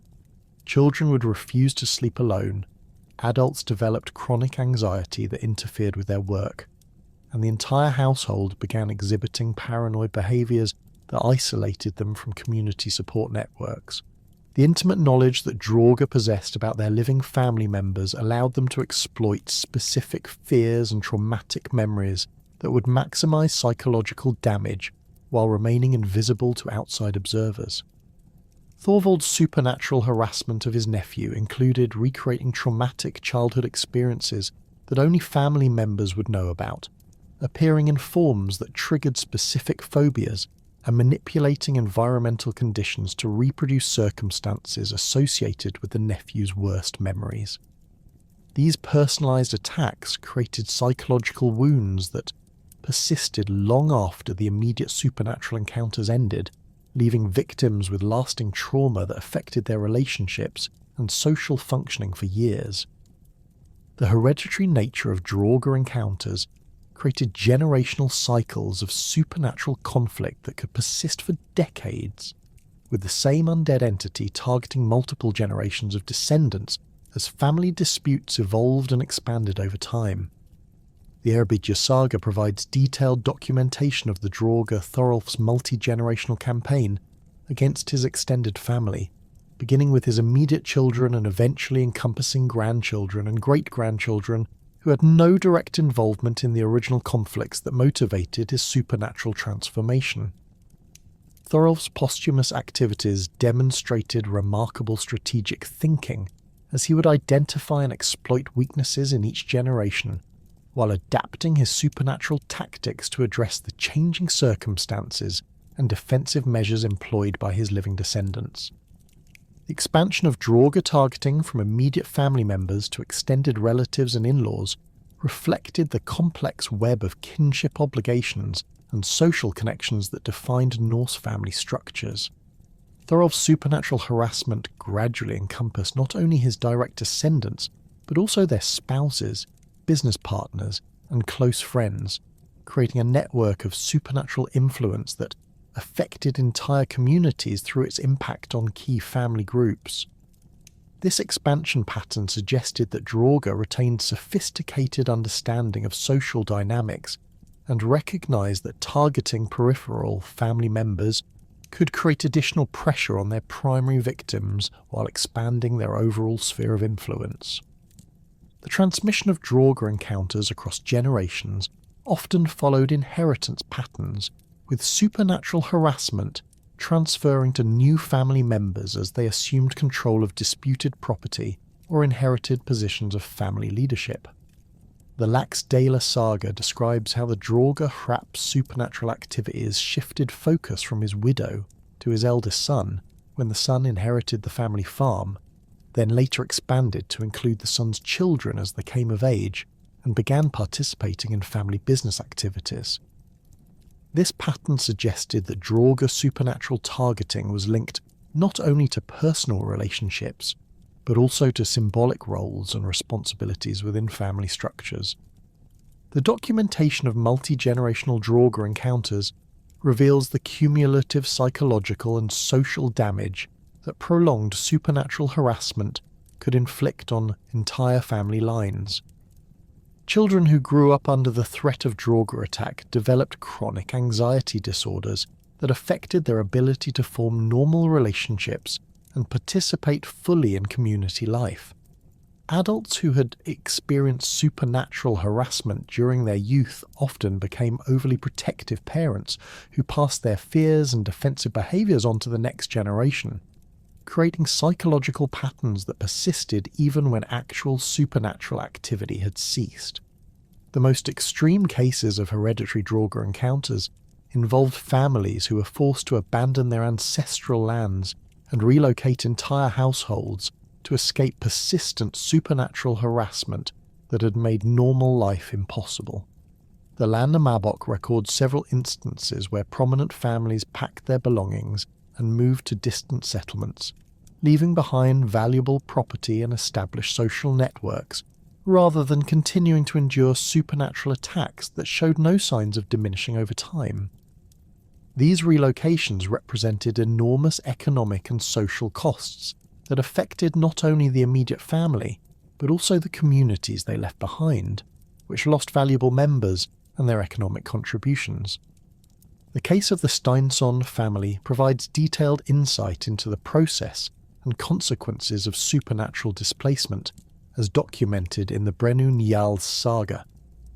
The family had endured 3 generations of harassment from the Draugr Einar, whose posthumous anger over a property dispute had escalated into comprehensive supernatural warfare against his descendants.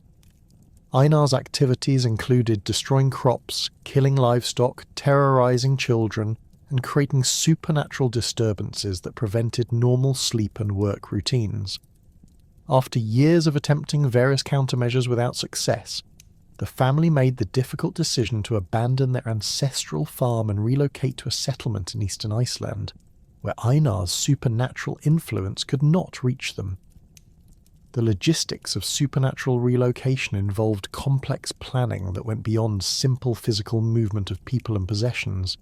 Families fleeing Draugr harassment had to consider whether the supernatural entity might be able to follow them to new locations, requiring careful selection of destination communities that offered adequate spiritual protection or geographical barriers that might limit Draugr mobility.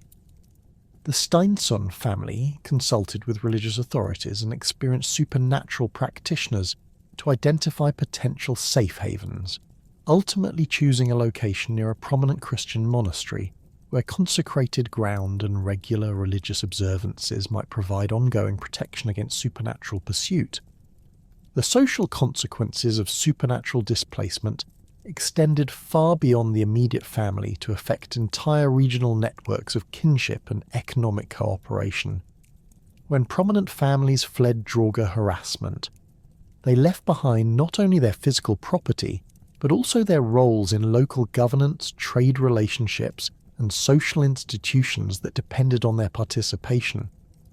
The departure of the Steinsson family created a power vacuum in their original community that led to political instability and economic disruption, as other families competed to fill their former roles and claim their abandoned resources.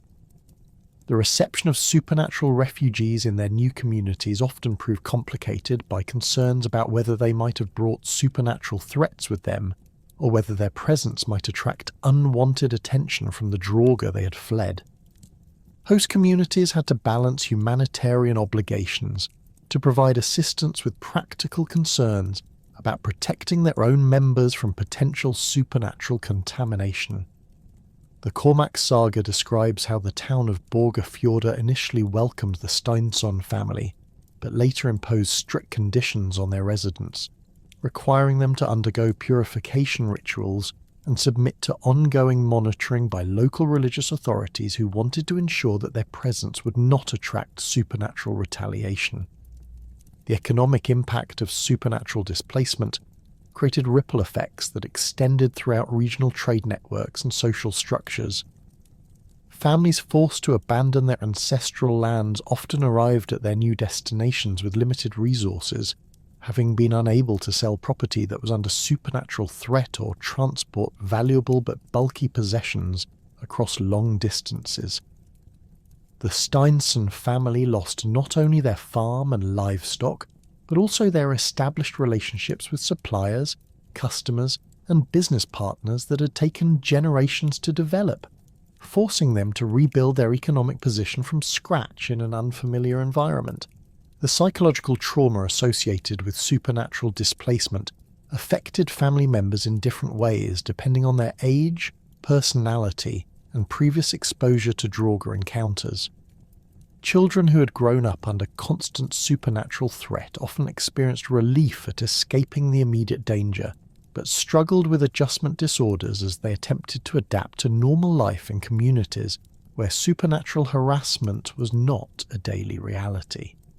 Adults who had invested their entire lives in building family enterprises and social positions experienced profound grief over the loss of their ancestral connections and established identities, while elderly family members sometimes never fully recovered from the trauma of abandoning the places where they had expected to live out their final years.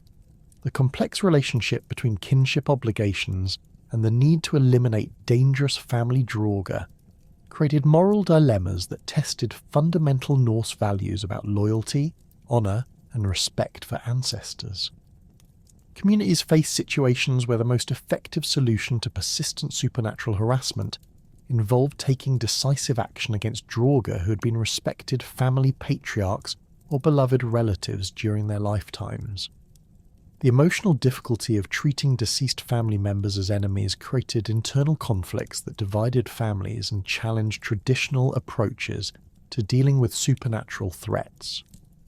The Floamanna saga provides detailed examination of these moral complexities through the story of Thorstein Eriksson, whose beloved grandfather had transformed into a malevolent Draugr that terrorized the entire extended family for over a decade. Thorstein's grandfather had been a prominent chieftain and wise counsellor during his lifetime, earning widespread respect and affection from his descendants, who struggled to reconcile their positive memories with the reality of his posthumous malevolence. The family's attempts to resolve the situation through negotiation, appeasement, and traditional ritual measures proved ineffective, eventually forcing them to consider more drastic solutions that violated their emotional attachments and cultural obligations to honour their ancestor. The decision-making process surrounding the elimination of family Draugr involved extensive consultation with religious authorities, legal experts, and community elders who could provide guidance about the proper balance between family loyalty and community safety. These discussions often revealed fundamental disagreements about the nature of Draugr identity and the relationship between the living person and their undead manifestation. Some argued that the Draugr retained the essential identity of the deceased family member and therefore deserved continued respect and protection, while others maintained that the supernatural transformation had created an entirely separate entity that bore no real connection to the beloved ancestor. The practical implementation of anti-Draugr measures against family members required careful consideration of the potential social and legal consequences that might result from taking action against supernatural entities who retained strong emotional connections to living community members. Families who chose to pursue aggressive countermeasures against Draugr relatives risked criticism from other family branches, social ostracism from community members who viewed their actions as disrespectful to ancestral memory, and potential legal challenges from relatives who opposed their approach to resolving the supernatural threat. The Gisla saga describes how the family of the Draugr Vestein split into competing factions over the appropriate response to his posthumous harassment, with some members advocating for patient endurance and continued attempts at peaceful resolution, while others demanded immediate action to eliminate the supernatural threat regardless of emotional costs. These internal divisions weakened the family's overall ability to respond effectively to the Draugr's activities while creating additional stress and conflict that compounded the damage caused by the supernatural harassment itself. The resolution of family Draugr conflicts often required compromise solutions that balanced the need for community safety with respect for family relationships and ancestral memory. Some families developed elaborate containment strategies that prevented their Draugr relatives from harming others, while avoiding the finality of complete destruction, using combinations of physical barriers, spiritual protections, and negotiated agreements to limit supernatural activities without eliminating the undead family member entirely. These approaches required ongoing maintenance and vigilance, but allowed families to maintain their emotional connections to deceased relatives while protecting themselves and their communities from supernatural harm. The long-term consequences of family Draugr encounters extended far beyond the immediate resolution of supernatural threats, creating lasting changes in family dynamics, social relationships, and cultural practices that affected subsequent generations. Families who had experienced prolonged supernatural harassment often developed distinctive traditions and customs designed to prevent future Draugr manifestations, including modified burial practices, enhanced spiritual protections, and careful attention to resolving disputes before they could persist into the afterlife. These preventive measures became integral parts of family culture that were passed down through generations as practical wisdom gained through bitter experience with the consequences of unresolved conflict and inadequate spiritual preparation. The transformation of fertile Norse landscapes into barren supernatural wastelands marked the most visible and enduring consequence of prolonged Draugr presence, creating geographical scars that persisted long after the undead creatures themselves had been destroyed or contained. These haunted territories developed distinctive characteristics that mark them as places where the natural order had been fundamentally disrupted by supernatural influence. The Landnámabók records numerous locations throughout Scandinavia where thriving agricultural communities had been reduced to abandoned ruins, surrounded by dead soil that refused to support plant growth, with local populations attributing these environmental disasters directly to the activities of powerful Draugr, who had claimed specific territories as their supernatural domains. The process of landscape corruption typically began gradually, with subtle changes in local environmental conditions that initially appeared to be natural variations in weather patterns or soil quality. The Vatnsdæla saga describes how the territory surrounding the Draugr Thorolf's burial mound began showing signs of supernatural influence within months of his transformation, starting with the failure of crops planted in fields closest to his gravesite. Farmers initially attributed these agricultural problems to poor drainage or unusual weather conditions, but the pattern of crop failure expanded outward from the burial mound in concentric circles that clearly indicated supernatural rather than natural causation. The expansion of Draugr territorial influence followed predictable patterns that reflected the undead creatures' growing power and confidence in their supernatural abilities. Areas under active Draugr control developed distinctive visual markers that warned experienced travellers about the supernatural dangers they faced when entering these corrupted landscapes. The grass and vegetation in Draugr territories would gradually lose their natural coloration, taking on sickly yellow or grey hues that persisted even during seasons when surrounding areas displayed healthy green growth. Trees within these zones would develop twisted, unnatural shapes, as if their growth had been guided by malevolent intelligence, while their bark would often display dark stains that resembled dried blood or other bodily fluids. The Grettis saga provides detailed descriptions of the environmental changes that occurred in areas under the influence of the Draugr Glamr, whose supernatural presence created a zone of corruption that extended several miles from his original haunting location. Within this territory, natural water sources would take on unusual characteristics. Wells would produce water that tasted metallic and left dark residues in containers, while streams would flow with unnatural colours that shifted between deep red and black depending on the time of day and season. The water from these corrupted sources proved unsafe for human consumption and would sicken or kill livestock that drank from them, forcing local communities to travel considerable distances to obtain clean water for their basic needs. The atmospheric conditions within Draugr territories created distinctive weather patterns that defied normal meteorological principles and provided clear evidence of supernatural influence over local environmental systems.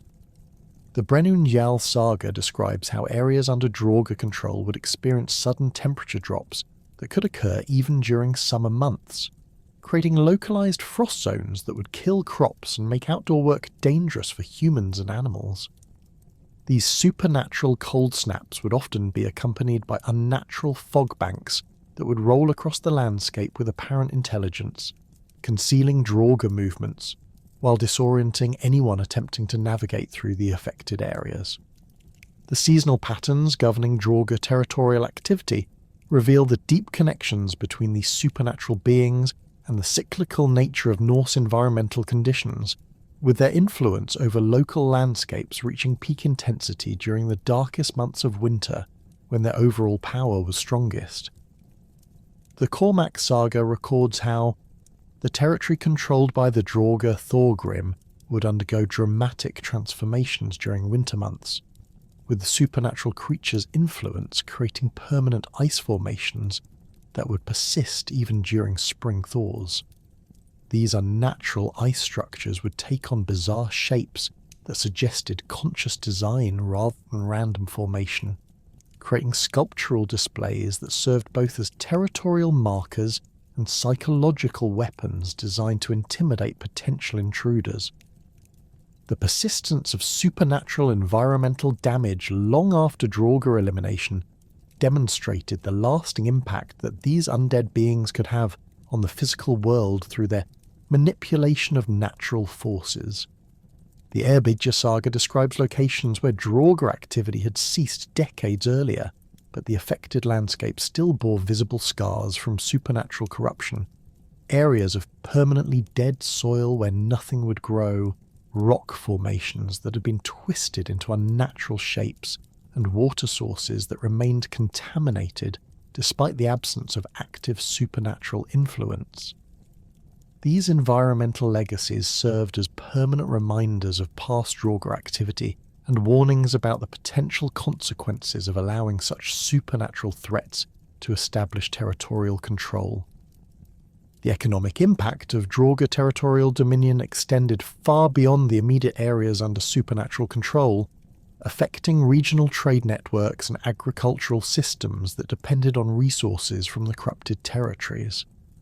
Communities that lost access to productive farmland or reliable water sources due to Draugr influence faced significant challenges in maintaining their economic viability and population levels.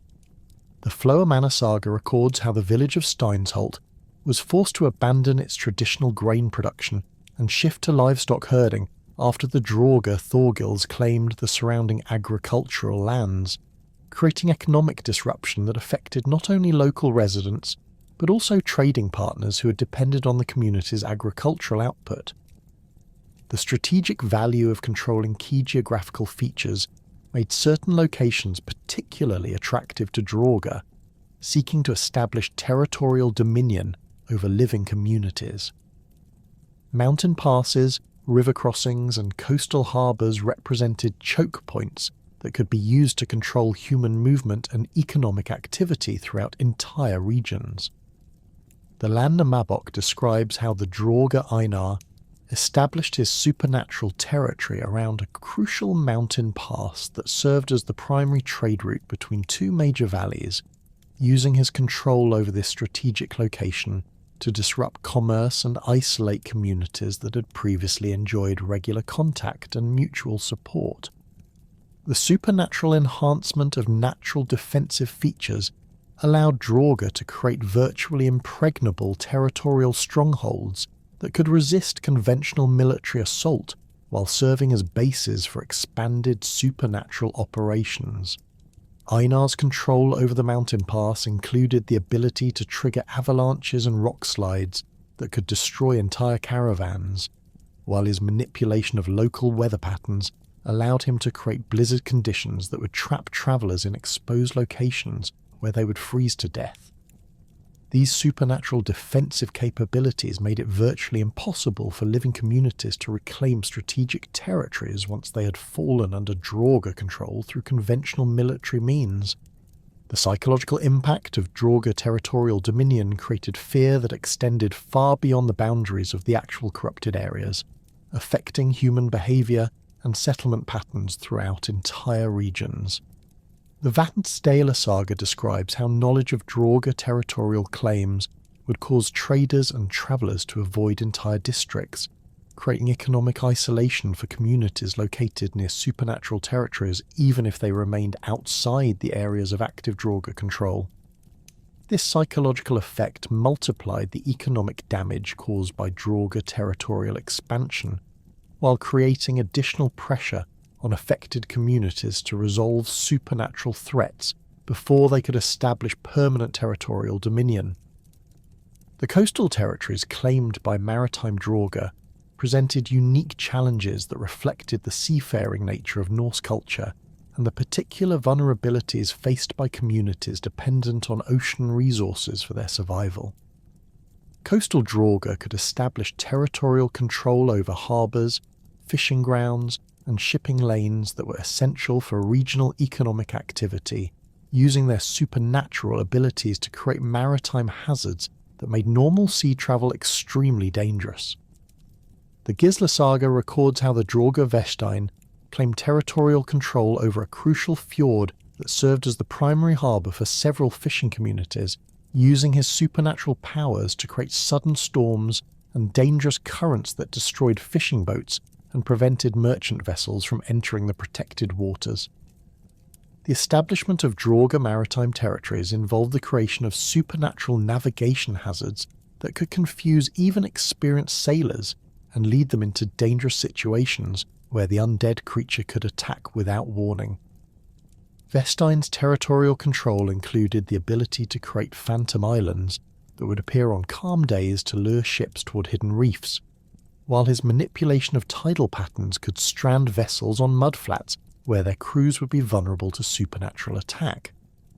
These maritime territorial claims created economic disasters for fishing communities that lost access to their traditional grounds, while facing the additional challenge of finding alternative harbours that remained under human rather than supernatural control.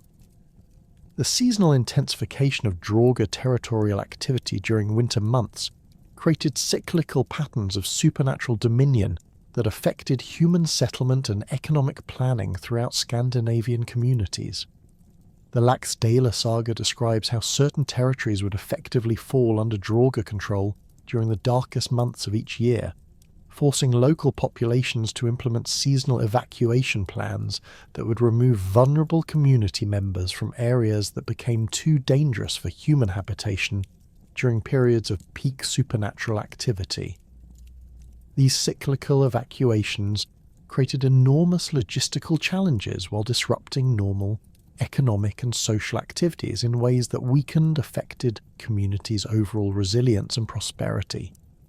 The expansion of Draugr territorial control during winter months followed predictable patterns that reflected both the increased supernatural power available to these undead beings during dark seasons and their strategic understanding of human vulnerabilities during harsh weather periods.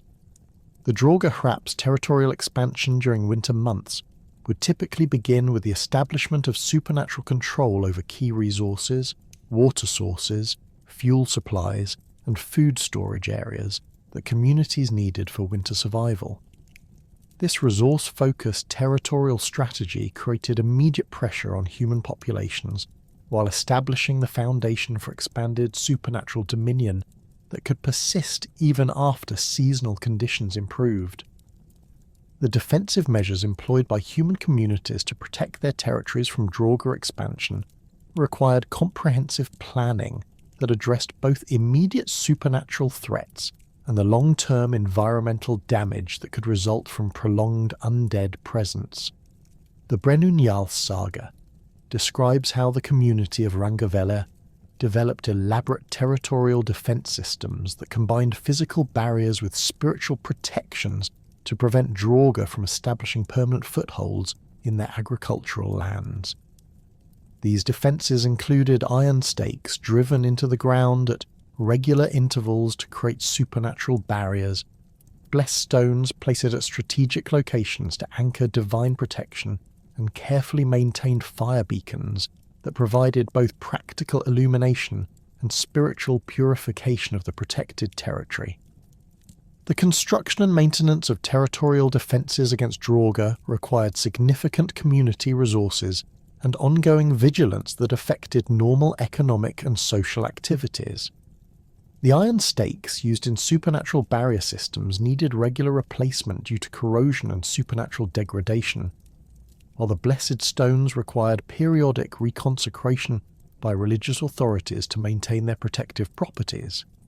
The fire beacons demanded constant fuel supplies and dedicated personnel to maintain them throughout the critical winter months when Draugr territorial expansion posed the greatest threat to community survival. The effectiveness of territorial defense systems varied considerably based on the power and determination of the Draugr threatening specific areas, with some supernatural beings proving capable of overwhelming even well-prepared community defences through sustained supernatural assault.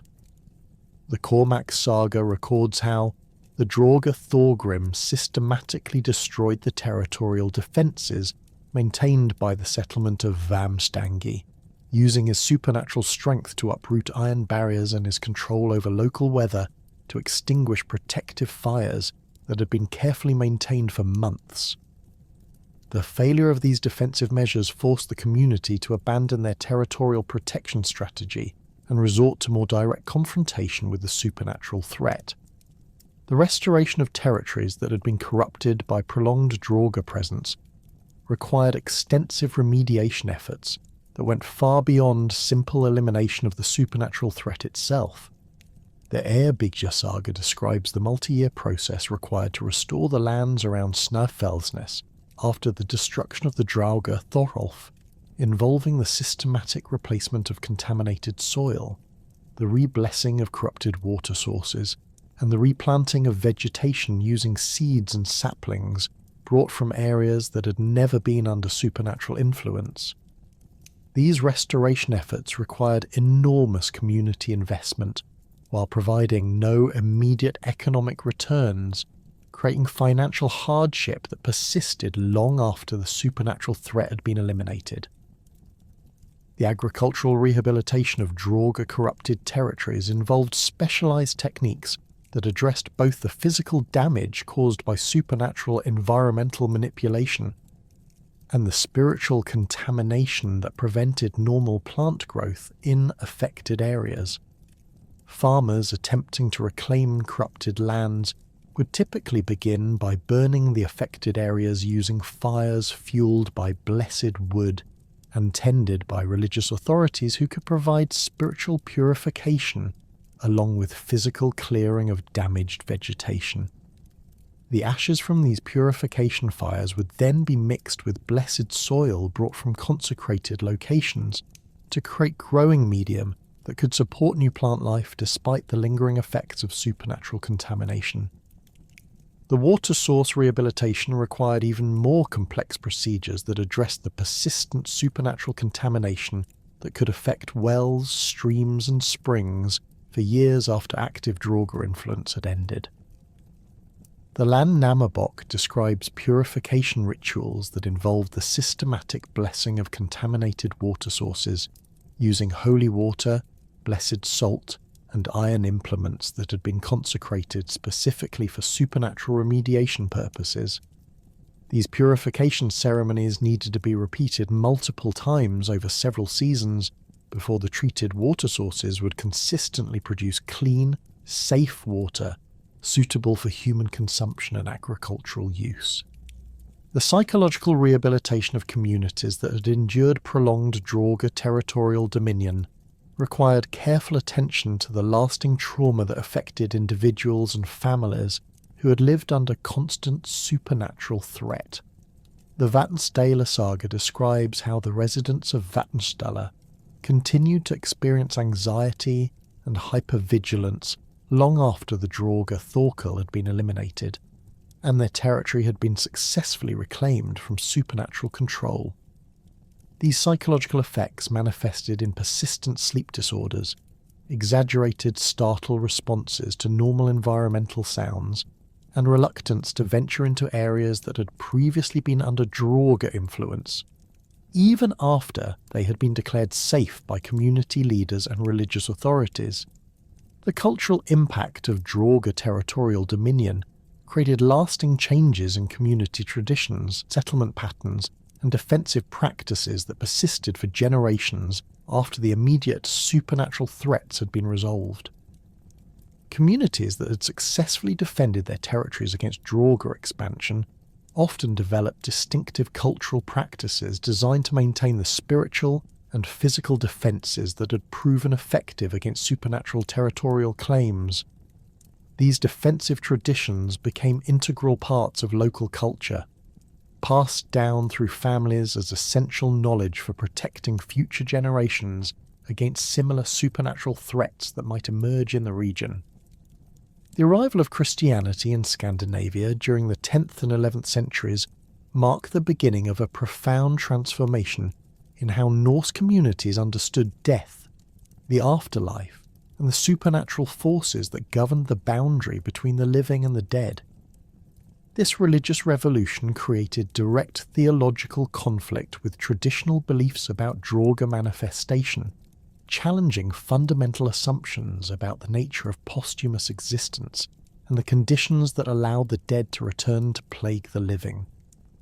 Christian doctrine proclaimed that the souls of the deceased either ascended to heaven or descended to hell based on their spiritual condition at death, leaving no theological space for the complex supernatural ecology that had sustained Draugr beliefs for centuries.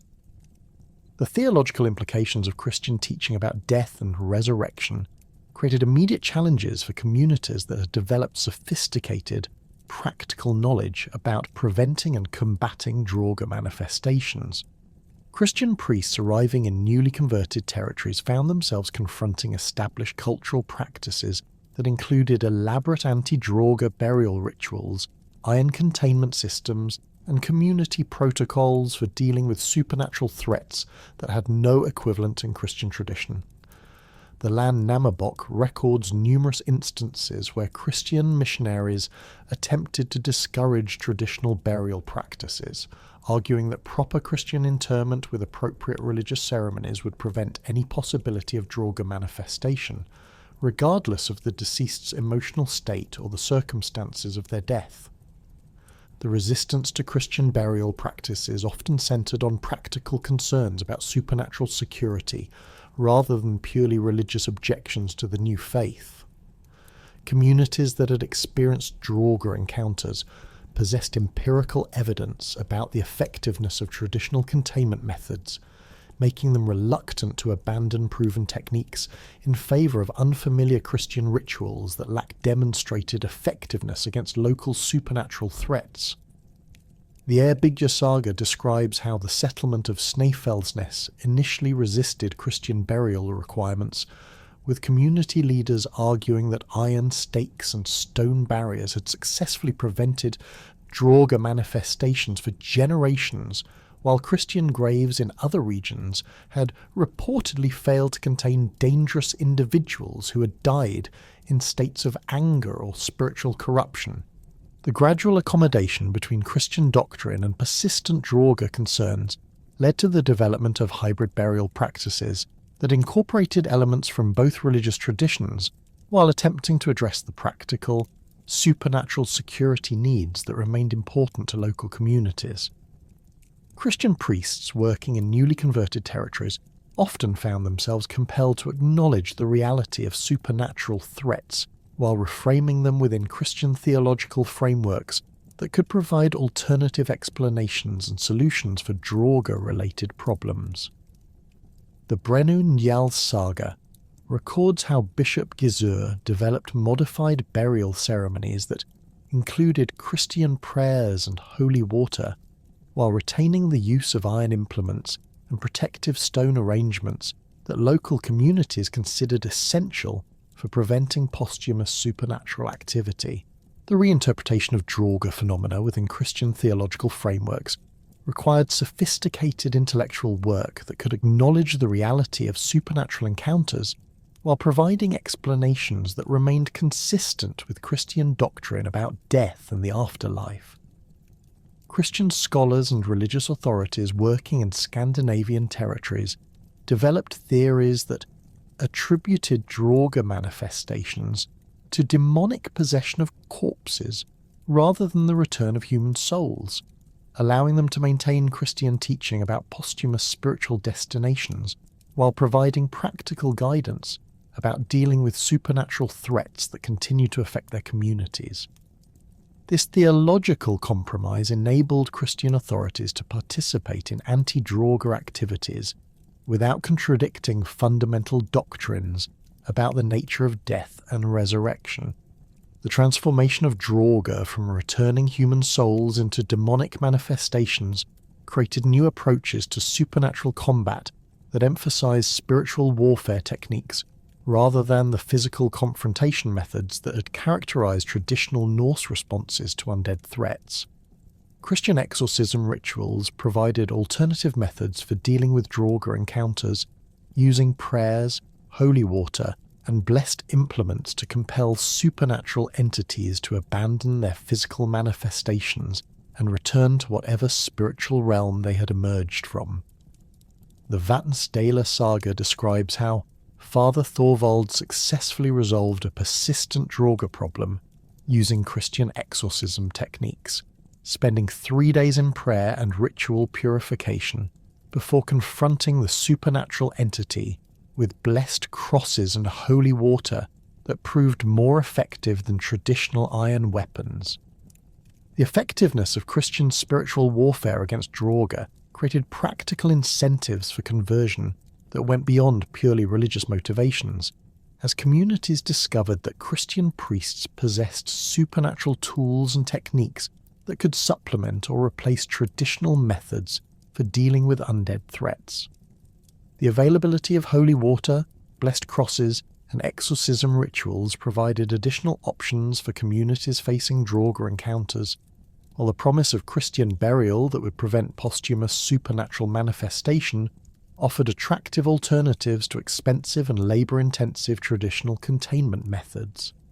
The Cormac saga records how several prominent families converted to Christianity, specifically to gain access to Christian supernatural defences after experiencing persistent Draugr encounters that had resisted traditional resolution methods.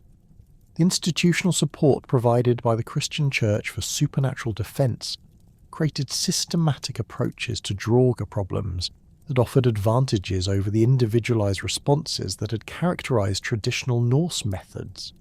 Christian monasteries and churches provided centralised resources for training exorcists, producing holy water and blessed implements, and maintaining libraries of supernatural knowledge that could be consulted when communities faced unusual or particularly dangerous Draugr encounters. The establishment of Christian religious infrastructure created networks of supernatural expertise that could respond to Draugr threats more efficiently and effectively than the scattered individual specialists who had previously provided supernatural services to Norse communities. The documentation and preservation of Draugr lore within medieval Icelandic manuscripts represented a crucial cultural transition that transformed oral traditions about supernatural encounters into written literature that could be transmitted across generations without the gradual modifications that affected purely oral transmission. The saga writers of 13th and 14th century Iceland possessed intimate knowledge of traditional Draugr beliefs while writing for audiences that increasingly lived within Christian cultural frameworks, creating unique challenges for presenting pagan supernatural concepts in ways that would remain engaging and meaningful for readers whose worldview had been shaped by Christian theology. The literary adaptation of Draugr stories for Christian audiences required careful navigation between preserving the authentic supernatural content that made these tales compelling while avoiding direct contradiction of Christian doctrine that might make the stories unacceptable to religious authorities or Christian readers. Saga writers developed sophisticated narrative techniques that presented Draugr encounters as historical events that had occurred during the pagan period, allowing them to explore traditional supernatural themes without endorsing beliefs that conflicted with contemporary Christian teaching. The Grettis saga exemplifies this approach by presenting Draugr encounters as challenges that tested the courage and skill of heroic individuals, rather than as evidence for specific theological positions about the nature of death and posthumous existence. The preservation of detailed Draugr combat techniques and supernatural knowledge within saga literature served important cultural functions that went beyond simple entertainment, providing practical information that remained relevant for communities that continue to experience supernatural encounters despite their official conversion to Christianity. The technical details about Draugr behaviour, combat methods, and containment techniques preserved in saga literature represented accumulated cultural knowledge that had been developed through centuries of practical experience with supernatural threats. This information remained valuable for communities that discovered that Christian conversion had not entirely eliminated their exposure to supernatural dangers, particularly in remote areas where traditional beliefs and practices maintained stronger influence despite official religious changes. The narrative structure employed in saga presentations of Draugr encounters reflected sophisticated understanding of audience psychology and the cultural functions that supernatural stories served within medieval Scandinavian communities. Saga writers crafted their Draugr episodes to provide both thrilling entertainment and practical instruction, embedding detailed information about supernatural recognition, defensive techniques, and resolution methods within engaging narratives that would hold reader attention while transmitting essential cultural knowledge. The episodic structure of many Saga Draugr encounters allowed writers to explore different aspects of supernatural behaviour and various response strategies, creating comprehensive guides to Draugr phenomena disguised as heroic literature. The characterization of Draugr within Saga literature revealed a complex relationship between individual personality and supernatural manifestation that distinguished Norse undead concepts from simpler zombie or ghost traditions found in other cultural contexts.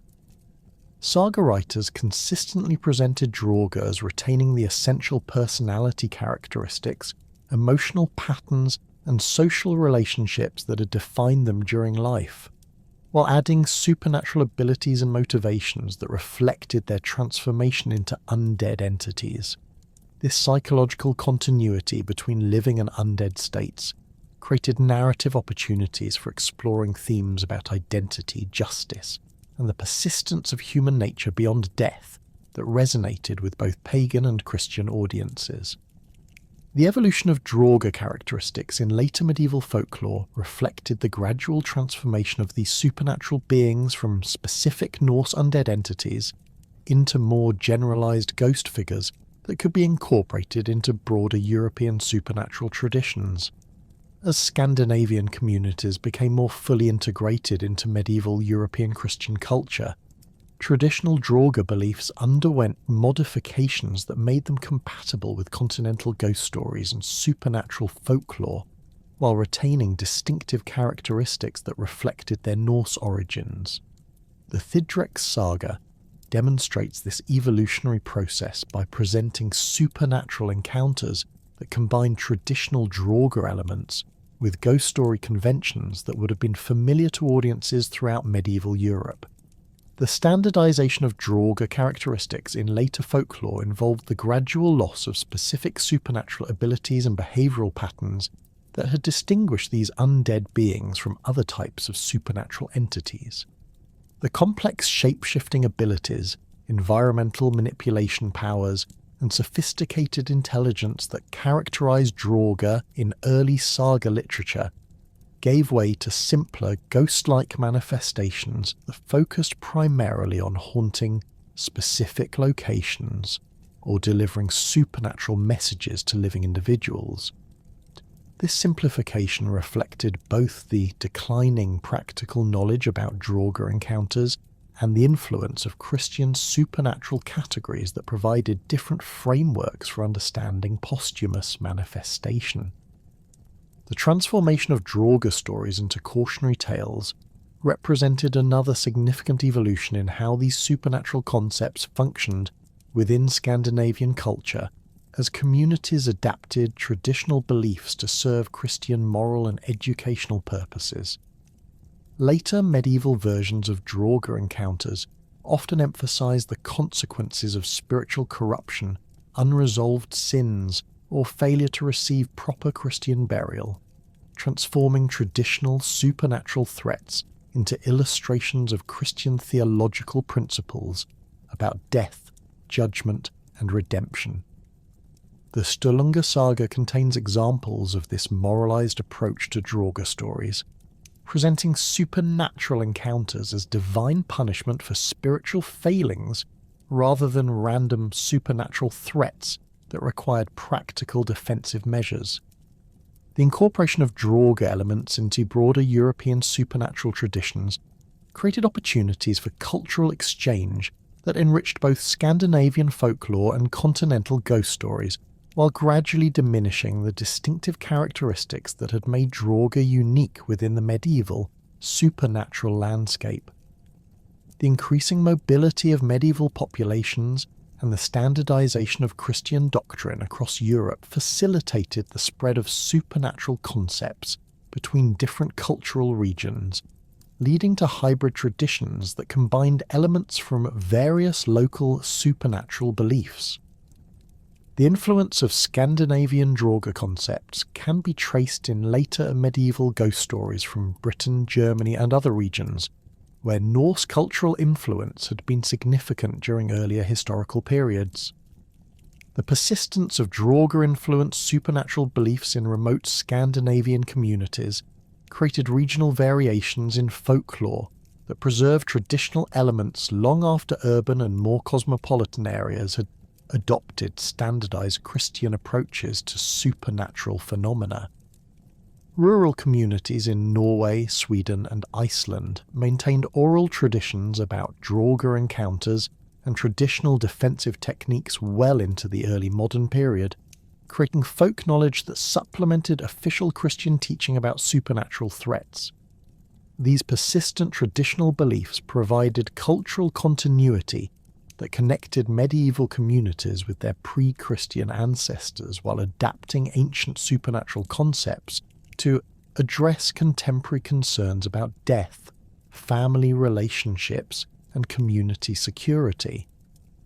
The documentation of regional Draugr variations by early modern folklorists revealed a remarkable persistence and adaptability of traditional supernatural beliefs, despite centuries of Christian cultural dominance and official discouragement of pagan practices.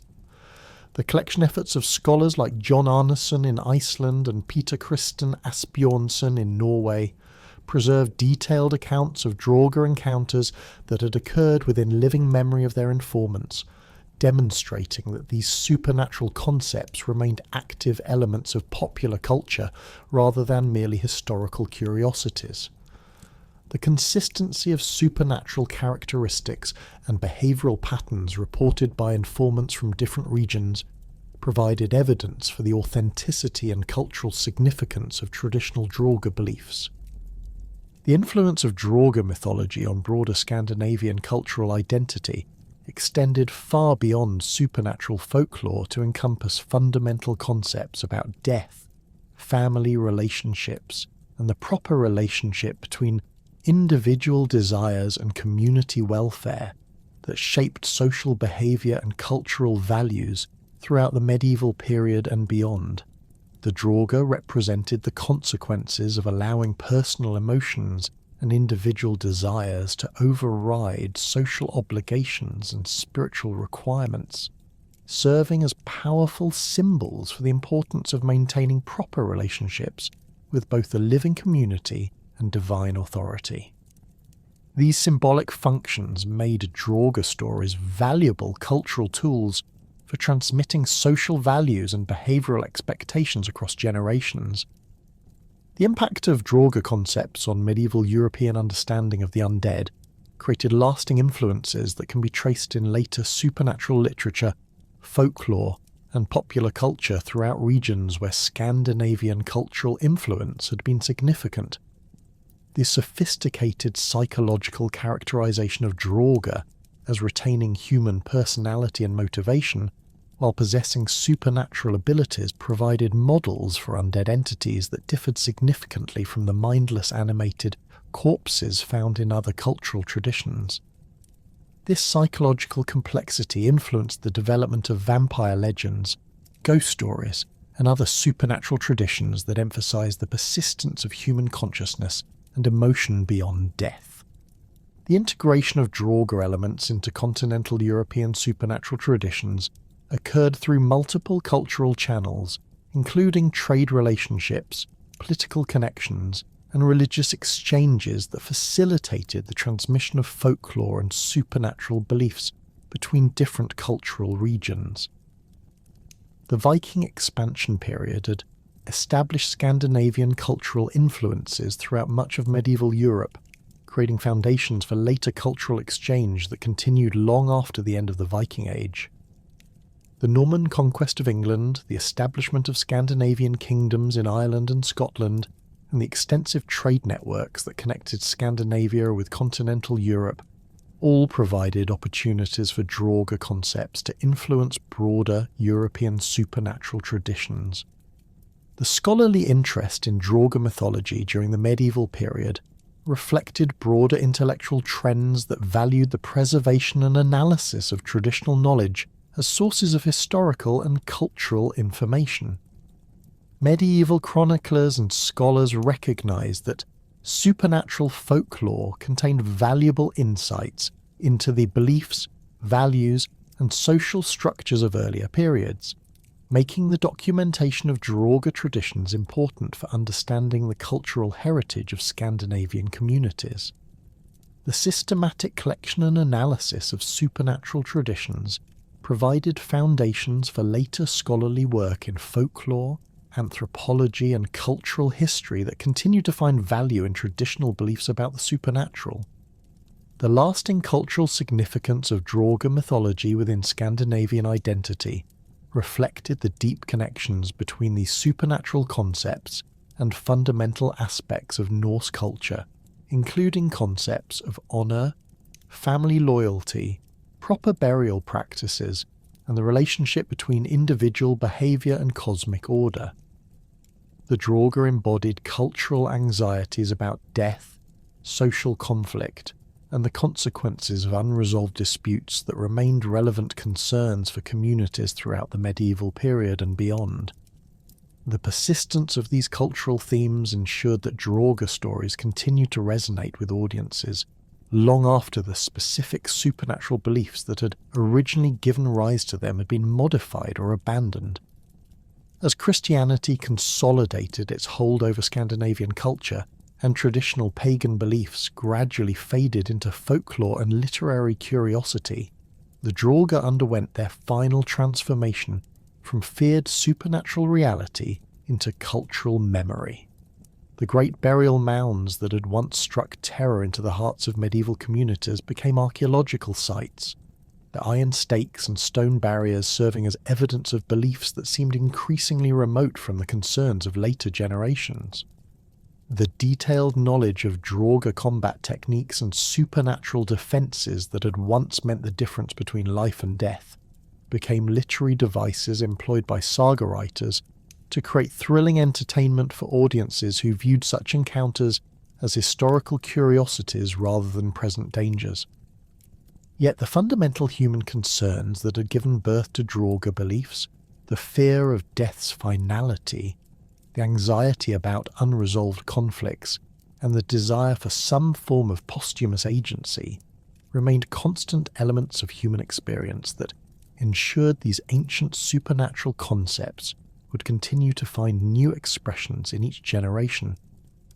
The Draugr had served their cultural function as guardians of the boundary between life and death, teachers of proper social behaviour, and symbols of the consequences that awaited those who violated the natural order.